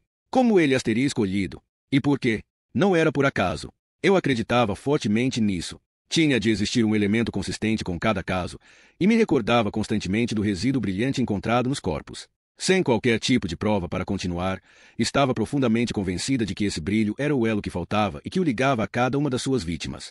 A minha intuição só me levava até aí. Quando tentava ver mais, a minha mente ficava vazia. Seria o resíduo brilhante uma pista que poderia nos levar até ele. Estaria relacionado com alguma profissão ou passatempo que permitia o contato inicial com as mulheres que assassinava. Ou, mais estranho ainda, seria que o resíduo provinha das próprias mulheres. Talvez fosse alguma coisa que cada vítima tivesse em casa, ou mesmo na sua pessoa ou no local de trabalho. Talvez fosse uma coisa que cada mulher lhe comprava. Só Deus sabia. Não podíamos analisar todos os objetos encontrados em casa ou no escritório de uma pessoa ou mesmo num lugar frequentemente visitado, ainda mais não tendo ideia do que andávamos procurando. Virei para a rampa de acesso à garagem. Antes de parar o carro, Berta abriu a porta. Ficou iluminada pela luz da varanda, as mãos nas ancas e a bolsa presa a um dos pulsos. Sabia o que isto significava. Estava cheia de pressa para ir embora. Nem queria pensar como Lucy teria se portado nesse dia. E então? Perguntei quando cheguei à porta. Berta começou a abanar a cabeça. Terrível, doutora Kai. Aquela criança. Ai, ai. Não sei o que acontece com ela. Portou-se mal, mal. Eu tinha chegado desfeita ao M desse dia. Lucy estava embaixo. Era principalmente culpa minha. Não a tratara muito bem. Ou talvez a tivesse maltratado. Ponto não. O que era uma maneira melhor de pôr o problema. Como não estava acostumada a enfrentar crianças com a mesma frieza que usava, com relativa impunidade, com os adultos, não a interrogara sobre a intrusão no computador, nem sequer mencionara o fato. Em vez disso, quando Bill foi embora na segunda-feira à noite, desliguei o modem do escritório e levei-o para cima, para o meu roupeiro. Achei que Lucy pensaria que o levará para ser consertado ou qualquer coisa parecida se notasse a sua ausência. Ontem à noite ela não falou no modem, mas estava murcha desviando o olhar magoado quando a apanhava olhando para mim e não para o Umi que eu colocará no vídeo. O que eu usei foi absolutamente lógico. Se existisse uma hipótese ainda que remota de ser Lucy a entrar no meu computador do serviço, a retirada do modem impedia que ela o usasse novamente, sem ter de acusá-la ou provocar uma cena penosa, que estragaria as boas recordações da sua visita. Se houvesse outra intrusão, provaria que não era Lucy a causadora, se é que alguma vez a questão se pusera. Tudo quando eu sei de que as relações humanas não são baseadas na razão, como as minhas rosas também não são adubadas com conversa. Sei que procurar asilo no intelecto e na racionalidade é um retiro egoísta na autoproteção à custa do bem-estar dos outros. O que eu usei foi tão inteligente que acabou por ser estúpido como um todo. Lembrei-me da minha infância, de quanto odiava os jogos que a minha mãe costumava jogar quando se sentava na beira da minha cama e respondia a pergunta sobre o meu pai. Primeiro tinha um vírus, uma coisa qualquer que entra no sangue e provoca uma recaída de vez em quando. Ou então andava combatendo qualquer coisa que uma pessoa de cor ou algum cubano lhe pegara na mercearia. Ou trabalha demais e cai estafado. Cai. Mentiras. O meu pai tinha uma leucemia linfática crônica. Foi diagnosticada antes de eu entrar na escola. Só quando usei 12 anos. E o seu estado de saúde passou de uma linfocitose no estado 0 para uma anemia de 3º grau. É que me disseram que ele estava morrendo. Mentimos às crianças apesar de não acreditarmos nas mentiras que nos contavam quando tínhamos a idade delas. Não sei por que fazemos isso. Não sabia por que tinha feito isso com Lucy, que era tão esperta como um adulto. Às 8h30 estávamos as duas sentadas à mesa da cozinha. Ela fazendo render uma vitamina e eu bebendo uma bem necessitada dose de uísque. A sua mudança de comportamento era enervante e eu estava quase perdendo as estribeiras. Perderá toda a combatividade, toda a petulância e ressentimento, devido às minhas ausências. Não consegui evitá-la, animá-la. Nem mesmo quando lhe disse que Bill ia passar por lá ainda há horas de lhe desejar uma boa noite. Não se mexeu nem deu resposta, se recusando a me olhar nos olhos. Parece doente, acabou por dizer. Como é que sabe? Ainda não olhou para mim uma única vez desde que cheguei em casa. Mesmo assim, parece doente. Bem, mas não estou doente, repliquei. Estou apenas muito cansada. Quando a mamãe está cansada, não parece doente, disse ela, me acusando. Só parece doente quando briga com Ralph. Odeio Ralph. É um idiota.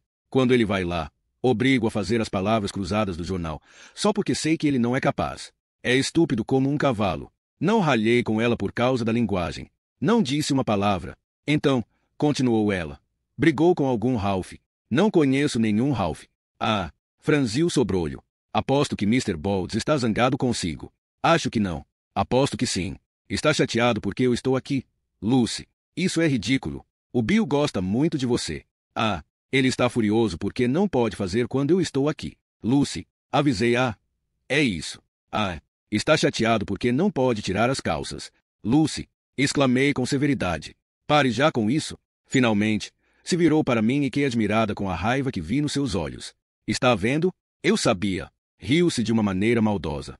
E gostaria que eu não estivesse aqui para não atrapalhar. Assim, ele não teria de voltar para casa à noite. E eu lá quero saber. É assim mesmo. A mamãe dorme com os namorados dela e eu não me preocupo. Eu não sou a sua mãe. O lábio inferior dela tremeu, como se eu tivesse lhe batido. Eu nunca disse que era. Nem queria que fosse. Odeio-a. Ficamos ambas muito quietas. Por momentos, que admirada. Não me lembrava de alguém me ter dito alguma vez que me odiava, mesmo que fosse verdade. Lucy, disse hesitante. Sentia um nó no estômago. Estava agoniada. Não quis dizer isso. O que eu queria dizer é que não sou como a sua mãe.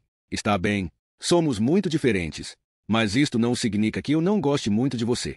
Ela não respondeu. Sei que, na verdade, você não me odeia. Ela continuou calada. Levantei-me pesadamente para ir buscar outra bebida. Claro que, na realidade, ela não me odiava. As crianças dizem isso muitas vezes apenas da boca para fora. Tentei me lembrar. Nunca disse à minha mãe que a odiava. Acho que, lá no fundo, sentia isso, pelo menos quando era criança, por causa das mentiras e porque, quando perdi o meu pai, também perdi a ela. Ficou tão esgotada com a morte dele como ele pela doença. Não sobrou carinho nenhum para Dorothy e para mim. Tinha mentido para Lucy. Também estava esgotada não pelos moribundos, mas pelos mortos. Todos os dias eu lutava pela justiça. Mas que justiça havia para uma garotinha que não se sentia amada? Meu Deus! Lucy não me odiava, mas talvez não pudesse culpá-la se fosse verdade. Ao voltar para a mesa, abordei o assunto proibido tão delicadamente quanto me foi possível. Acho que pareço preocupada porque, na realidade, eu estou Lucy. Alguém entrou no meu computador do serviço. Ela se conservou calada, à espera. Sorvi um gole da bebida. Não tenho certeza se essa pessoa viu alguma coisa importante, mas, se eu conseguisse explicar como isso aconteceu ou quem o fez, tiraria um grande peso dos ombros. Ela não disse nada. Forcei-a. Se não conseguir chegar ao fundo do problema, posso estar numa confusão. Isto pareceu alarmá-la. Por que estaria? Porque, expliquei calmamente, os meus dados do serviço são secretos e pessoas importantes na Câmara e no governo estão preocupadas com a informação que, de alguma forma, foi parar nos jornais. Algumas pessoas acham que a informação pode vir do meu computador do serviço. Ah, se, por exemplo, um repórter entrasse. Informação sobre o quê? Perguntou ela. Sobre estes casos recentes. A médica que foi morta. Acenei com a cabeça. De repente, ela disse, é por isso que o Modem não está lá, não é, tia Kai? Tirou porque pensou que eu tinha feito alguma bobagem. Não acho que tenha feito alguma bobagem, Lucy. Se você ligou para o meu computador do serviço, sei que não fez por mal. Não a culparia por ser curiosa. Fitou-me com os olhos cheios de lágrimas. Tirou o modem, porque não cona em mim. Não sabia como responder. Não podia mentir. E a verdade seria admitir que realmente não conava nela. Lucy tinha perdido todo o interesse pela vitamina e estava sentada muito quieta, chupando o lábio inferior e tando a mesa. Tirei o modem por pensar que tinha sido você. Confessei. Não agi bem. Deveria ter perguntado. Mas talvez me sentisse magoada. Dói-me pensar que você poderia ter quebrado a minha conança. Ela me olhou durante bastante tempo. Parecia estranhamente satisfeita, quase feliz, quando perguntou. Quer dizer que o fato de eu fazer alguma besteira a magoa? Perguntou, como se isso lhe conferisse algum poder ou importância que ela tão desesperadamente ambicionava. Sim, porque gosto muito de você, Luz, Armei, e acho que foi a primeira vez que lhe disse isso tão claramente. Não era minha intenção ofendê-la, tal como você não quis me ofender. Desculpe. Está bem. A colher chocalhou dentro do copo quando ela mexeu a vitamina. Além do mais, eu sabia que o escondera, exclamou ela com júbilo. Não pode esconder coisas de mim, tia Kai. Eu o vi no seu roupeiro. Fui olhar lá enquanto a Berta estava fazendo o almoço. Encontrei-o na prateleira junto ao seu 38. Como é que sabe que é um 38? Perguntei sem pensar. Por que o Andy tem um 38? Foi o anterior ao Ralph. Anda com um 38 no cinto, mesmo aqui, disse ela, apontando para as costas. Ele tem uma casa de penhores e é por isso que usa sempre um 38. Costumava me mostrar como funciona. Tirava todas as balas e me deixava atirar para a televisão. Bang, bang. Realmente, é engraçado. Bang, bang. Apontava com o dedo para a geladeira. Gosto mais dele que do Ralph, mas acho que a mamãe se cansou dele. Era para isso que eu ia mandá-la para casa no dia seguinte. Comecei lhe dando uma lição sobre armas, dizendo que não são brinquedos que podem machucar as pessoas, quando o telefone começou a tocar. É verdade, lembrou Lucy quando me levantei da cadeira para atender ao telefone. A vovó telefonou 2 vezes antes de você chegar em casa. Era a última pessoa com quem eu queria falar nesse momento. Por muito que eu quisesse disfarçar o meu estado de espírito, ela conseguia sempre pressenti-lo e não me deixava em paz. Parece deprimida, disse a minha mãe 2 frases depois. Estou apenas cansada. Novamente aquela frase usada. Conseguia vê-la como se estivesse à minha frente. Sem dúvida que estava sentada na cama, com várias almofadas atrás das costas, a televisão com o som baixo. Eu tenho o tom de pele do meu pai. A minha mãe é morena. Tem cabelos pretos, que agora estão brancos e lhe envolvem suavemente o rosto redondo e cheio, e os olhos castanhos parecem grandes por detrás dos óculos grossos. Claro que está cansada, ela começou. Só faz trabalhar. E esses casos horríveis em Richmond. Ontem vinha uma notícia no Herald sobre eles. Kai. Nunca fiquei tão surpresa na minha vida. Só a vi hoje à tarde, quando a Mrs. Martinez passou por aqui e o trouxe. Deixei de receber o jornal de domingo. Todos aqueles suplementos, cupons e anúncios. É tão grosso que não estou para isso. Mrs. Martinez trouxe porque tem uma fotografia sua. Soltei um resmungo. Não posso dizer que a teria reconhecido. Não está muito boa. Foi tirada à noite, mas o seu nome está embaixo. E está sem chapéu? Kai. Parecia que estava chovendo, que o tempo estava úmido e desagradável, e você sem chapéu. Todos aqueles chapéus de crochê que eu usei para você e nem sequer se dá o trabalho de usar um dos chapéus da sua mãe para não apanhar uma pneumonia. Mãe. Ela continuou. Mãe. Eu não aguentaria. Naquela noite não. Eu podia ser uma Meg até que a minha mãe insistiria em me tratar como uma criança de 5 anos sem o juízo necessário para se proteger da chuva. Seguiram-se as perguntas sobre a minha alimentação e se eu andava dormindo o suficiente. Abruptamente, mudei de assunto. Como está a Dorothy? Ela hesitou. Bom, é por isso que estou telefonando. Puxei uma cadeira e me sentei enquanto a voz da minha mãe subia uma oitava ao me contar que Dorothy tinha ido de avião a Nevada para se casar. Por que Nevada? Perguntei estupidamente. Sabe-se lá. Diga-me por que razão a sua irmã se encontrou com o tipo dos livros, com quem só falou pelo telefone no passado, e, de repente, telefona à mãe para dizer que está a caminho de Nevada para se casar. Como a minha ela foi capaz de fazer uma coisa destas? Disse-ia que não tem miolos na cabeça. Que faz ele com os livros? Olhei para Lucy. Ela me observava com uma expressão aita. Não sei. Ela o chamou de ilustrador. Acho que faz os desenhos para os livros dela. Esteve em Miami há uns dias num congresso e se encontrou com Dorothy para discutir o seu projeto atual ou qualquer coisa do gênero. Não me pergunte. Chama-se Jacob Blank. É judeu? Tenho certeza. Embora Dorothy não tivesse me dito. Por que razão haveria de dizer à mãe que vai casar com um judeu que não conhece, que tem o dobro da idade dela e que faz desenhos para crianças para ganhar a vida? Eu nem sequer iria perguntar. Mandar Lucy para casa no meio de mais uma crise familiar era impensável. Os afastamentos de Lucy da mãe já tinham sido prolongados anteriormente. Sempre que Dorothy tinha de sair às pressas da cidade para uma reunião editorial, uma viagem de pesquisa ou uma das suas numerosas palestras sobre livros, que pareciam retê-la mais tempo do que alguém imaginaria. Lucy ficava com a avó até que a escritora ambulante voltasse para casa. Talvez tivéssemos aprendido a aceitar estes lapsos como pura irresponsabilidade. Se calhar, até Lucy. Mas fugir para casar. Meu Deus! Ela não disse quando voltaria. Virei-me de costas para Lucy e baixei a voz. O quê? Disparou a minha mãe bem alto. Dizer-me uma coisa dessas. Por que razão haveria de dizer isso à mãe? Como é que ela pode fazer isto novamente? Kai, ele tem o dobro da idade dela. O Armando também tinha o dobro da idade dela e olha o que aconteceu. Caiu morto junto à piscina antes da Lucy ter idade suficiente para andar de bicicleta. Levei algum tempo para acalmá-la. Depois de ter desligado, me vi a braços com o problema. Não consegui pensar numa maneira de lhe dar a notícia de uma forma suave. A sua mãe saiu da cidade por uns dias. Lucy casou com o Mr. Blank, que ilustra os livros dela. Ficou imóvel como uma estátua. Estendi os braços para lhe dar um abraço. Neste momento estão em Nevada. A cadeira, atirada para trás, tombou contra a parede quando ela se afastou violentamente de mim, fugindo para o quarto. Como podia a minha irmã fazer isto com Lucy? Tinha certeza de que nunca a perdoaria, desta vez não. Já fora suficientemente ruim quando se casara com Armando. Tinha acabado de fazer 18 anos. Avisamo-la. Fizemos tudo para convencê-la a não se casar. Ele mal falava inglês. Idade suficiente para ser pai dela e tínhamos algumas suspeitas quanto à sua riqueza. A Mercedes, o Rolex de ouro e o apartamento elegante numa área em frente ao mar. Tal como muitas pessoas que aparecem em Miami, tinha um estilo de vida que não podia ser explicado logicamente. Maldita Dorothy. Ela conhecia o meu trabalho, sabia como era exigente e implacável. Sabia que eu hesitara quanto à vinda de Lucy nessa altura, por causa dos casos. Mas, como fora planejado, Dorothy me enrolou e me convenceu com o seu charme. Kai, se não der jeito, sempre pode mandá-la de volta e faremos outros planos, dissera ela docemente. Palavra, ela está com tanta vontade de ir. Nos últimos dias só tem falado nisso. Ela a adora. Um caso genuíno de idolatria sem dúvida alguma. Lucy estava sentada rigidamente na beira da cama olhando para o chão. Espero que morram num desastre de avião. Foi a única coisa que ela disse enquanto ajudava a vestir o pijama. Não pode estar falando sério, Lucy. Alisei o lençol, enfeitado com margaridas, por baixo do queixo. Pode ficar comigo durante uns tempos. Vai ser bom, não acha? Ela fechou os olhos e virou o rosto para a parede. Sentia a língua grossa e lenta. Não havia palavras para suavizar a dor dela. Então fiquei sentada sem saber o que fazer e olhando-a hesitante.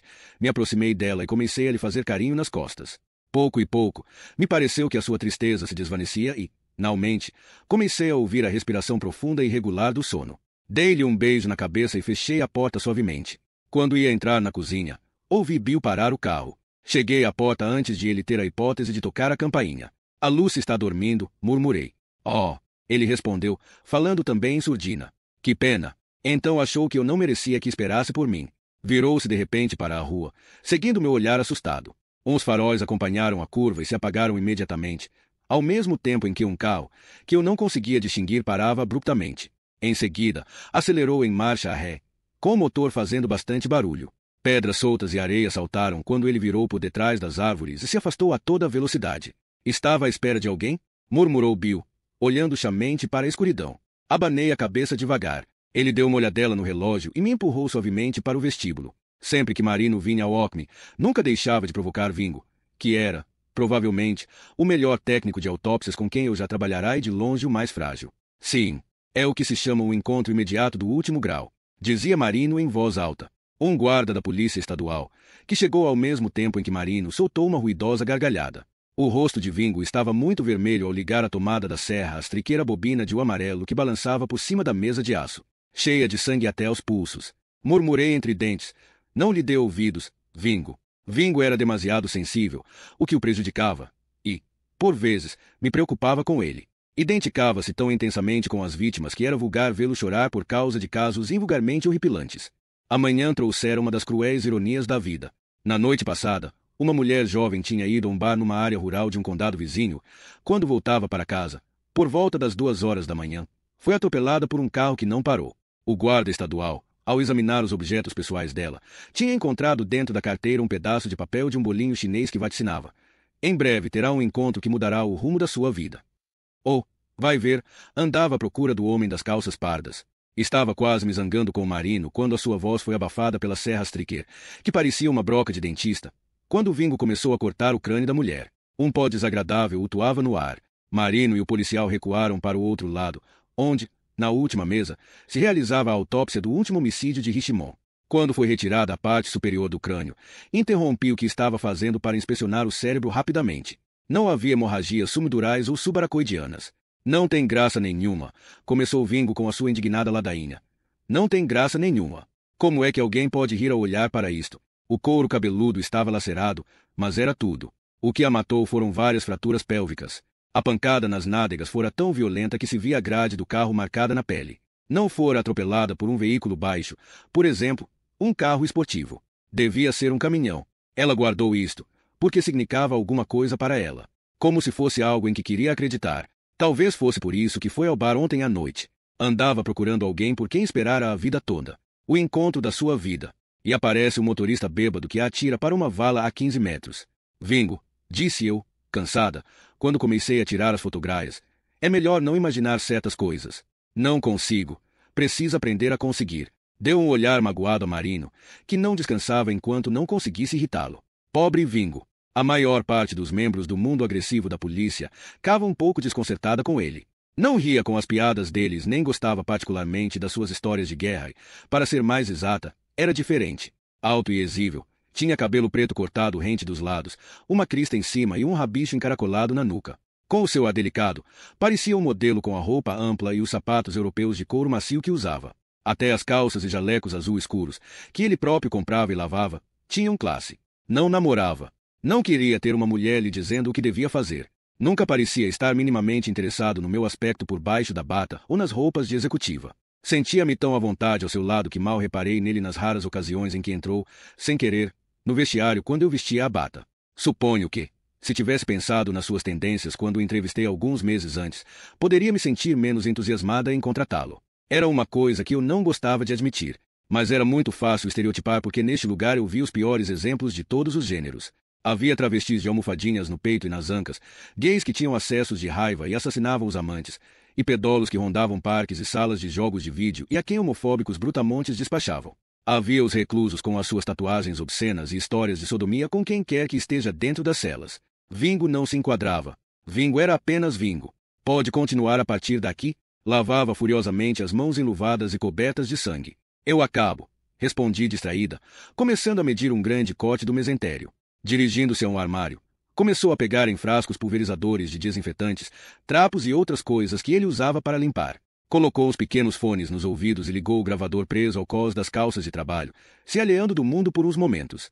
15 minutos depois, ele estava limpando o pequeno frigorífico onde se guardavam as provas das autópsias feitas durante os NS de semana. Reparei vagamente que estava retirando qualquer coisa, olhando-a longamente.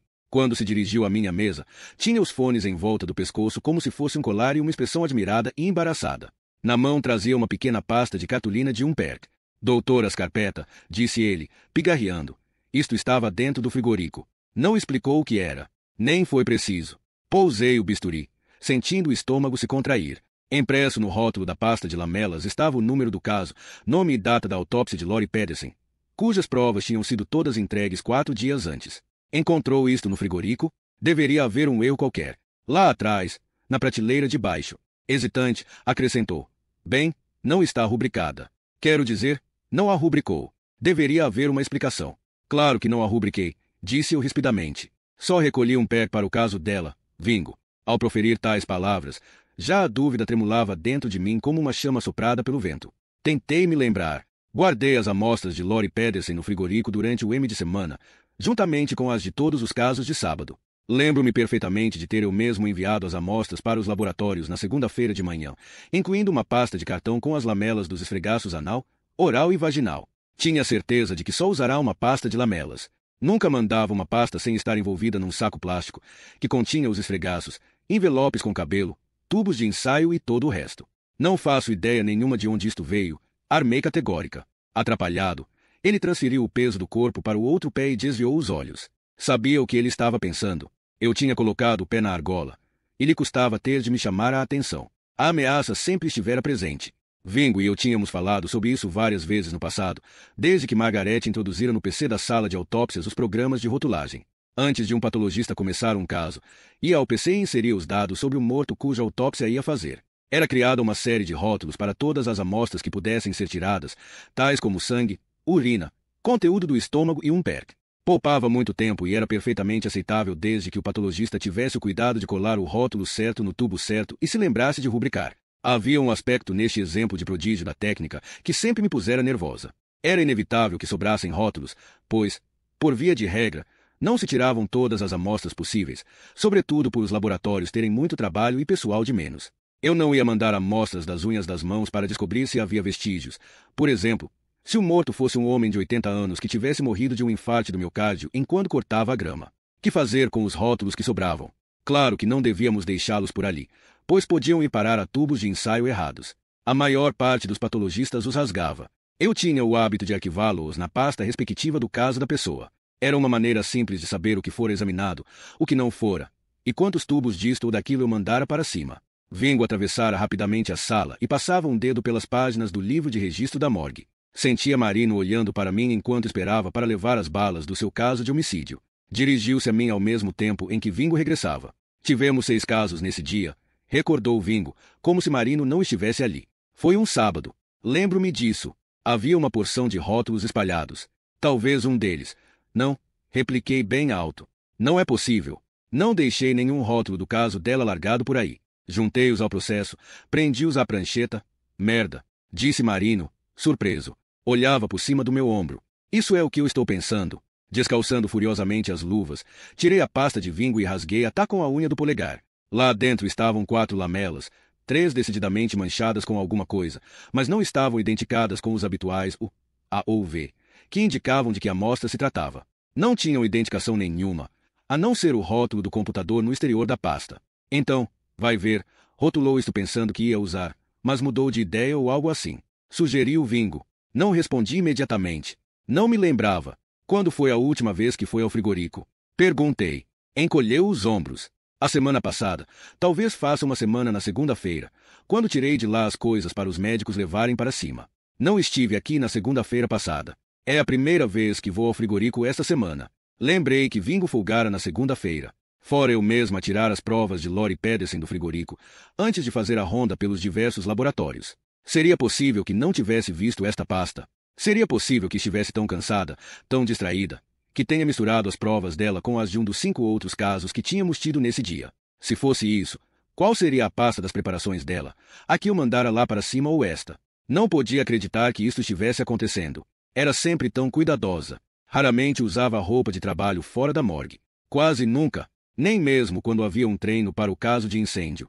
Minutos depois, os funcionários do laboratório me olharam com curiosidade quando desarvorei pelo corredor do 2º andar com a minha bata verde manchada de sangue. Betty estava no seu atulhado gabinete fazendo uma pausa para o café. Encarou-me colpetricada. Temos um problema, disse eu imediatamente. Ela olhou para a pasta e para o rótulo. O Vingo estava limpando o frigorífico onde guardamos as provas. Encontrou-a há alguns minutos. Oh, meu Deus! Exclamou. Ao segui-la até o laboratório de sorologia, expliquei que não me lembrava de ter rotulado 2 pastas de PERC no caso de Lori. Não fazia nenhuma ideia do que estava acontecendo. Calçando as luvas, começou a tirar frascos de um armário enquanto tentava me tranquilizar. Acho que as que me mandou devem estar certas. As preparações condiziam com os esfregaços e com tudo o resto que mandou. O resultado sempre foi não secretor, batia certo. Essas devem ser as de reserva, que não se lembra de ter tirado. Mais um tremor de dúvida. Eu só levará uma pasta, ou não? Com certeza. O sábado anterior parecia uma coisa vaga. Não conseguia me lembrar de cada passo com exatidão. Aqui não há esfregaços, calculo. Perguntou. Nenhuns? Respondi. Apenas esta pasta com lamelas. Foi tudo o que Vingo encontrou. Ela estava pensando. Vejamos o que temos aqui. Analisou-as, uma por uma, ao microscópio e, depois de um longo silêncio, disse. Temos aqui grandes células escamosas, o que significa que podem ser orais ou vaginais, mas não anais. E, acrescentou, olhando para mim, não estou vendo nenhum esperma. Meu Deus! Eu murmurei aita. Vamos tentar novamente. Abrindo um pacote de gases esterilizadas, umedeceu-as com água e começou a passá-las suavemente, uma a uma, por cima de cada lamela, 3 ao todo. Depois as esfregou em pequenos círculos de papel de lutro branco.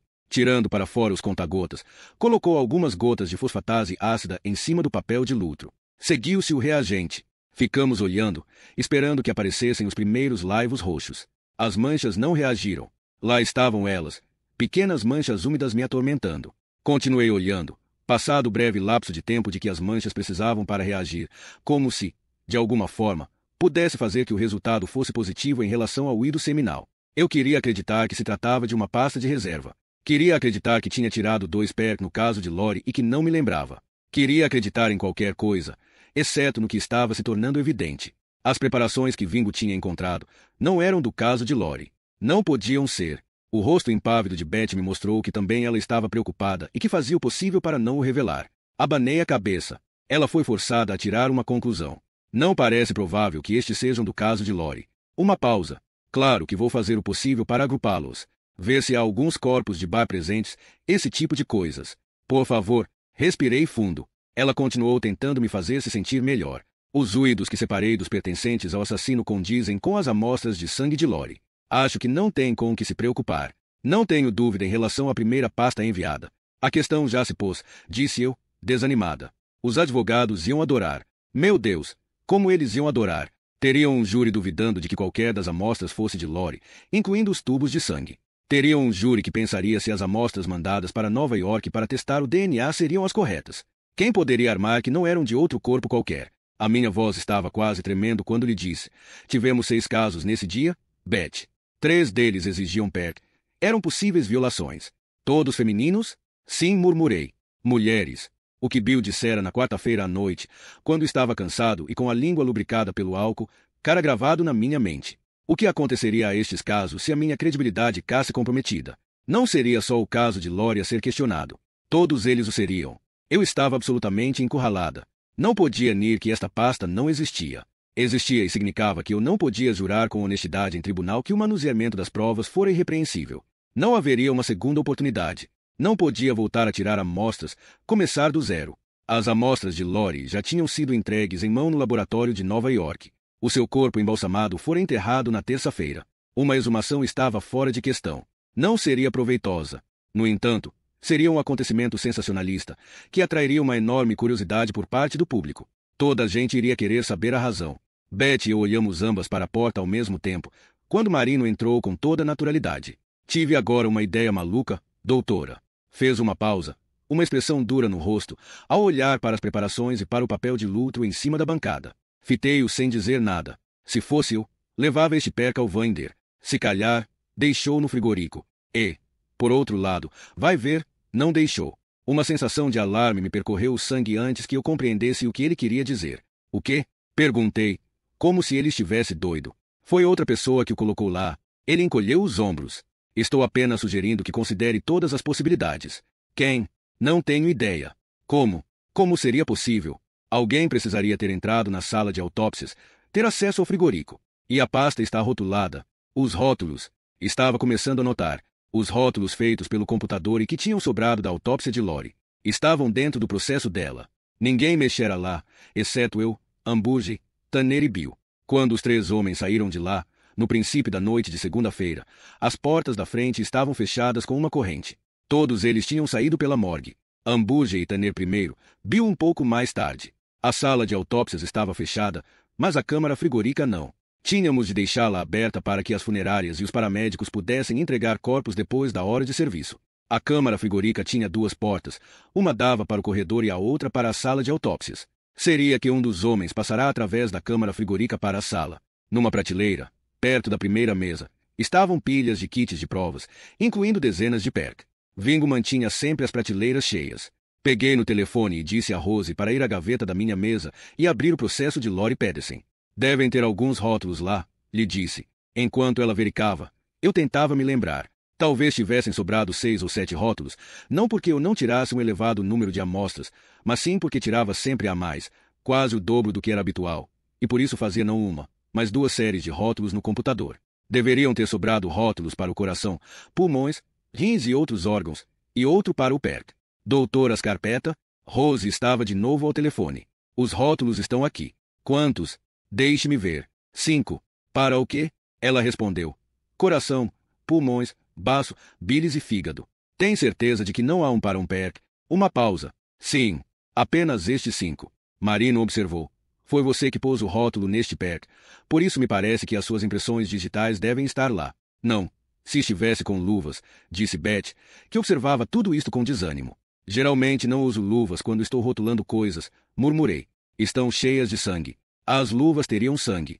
Marino continuou em voz baixa. Está bem. Então não estava com luvas, mas o Dingo estava. Vingo, corrigi irritada. O nome dele é Vingo. Ou isso. Marino se virou para se ir embora. A questão é que tocou no pé com as mãos, o que significa que as impressões dele devem estar lá. Acrescentou já do corredor. E, Vai ver, não deveriam estar lá as de mais ninguém.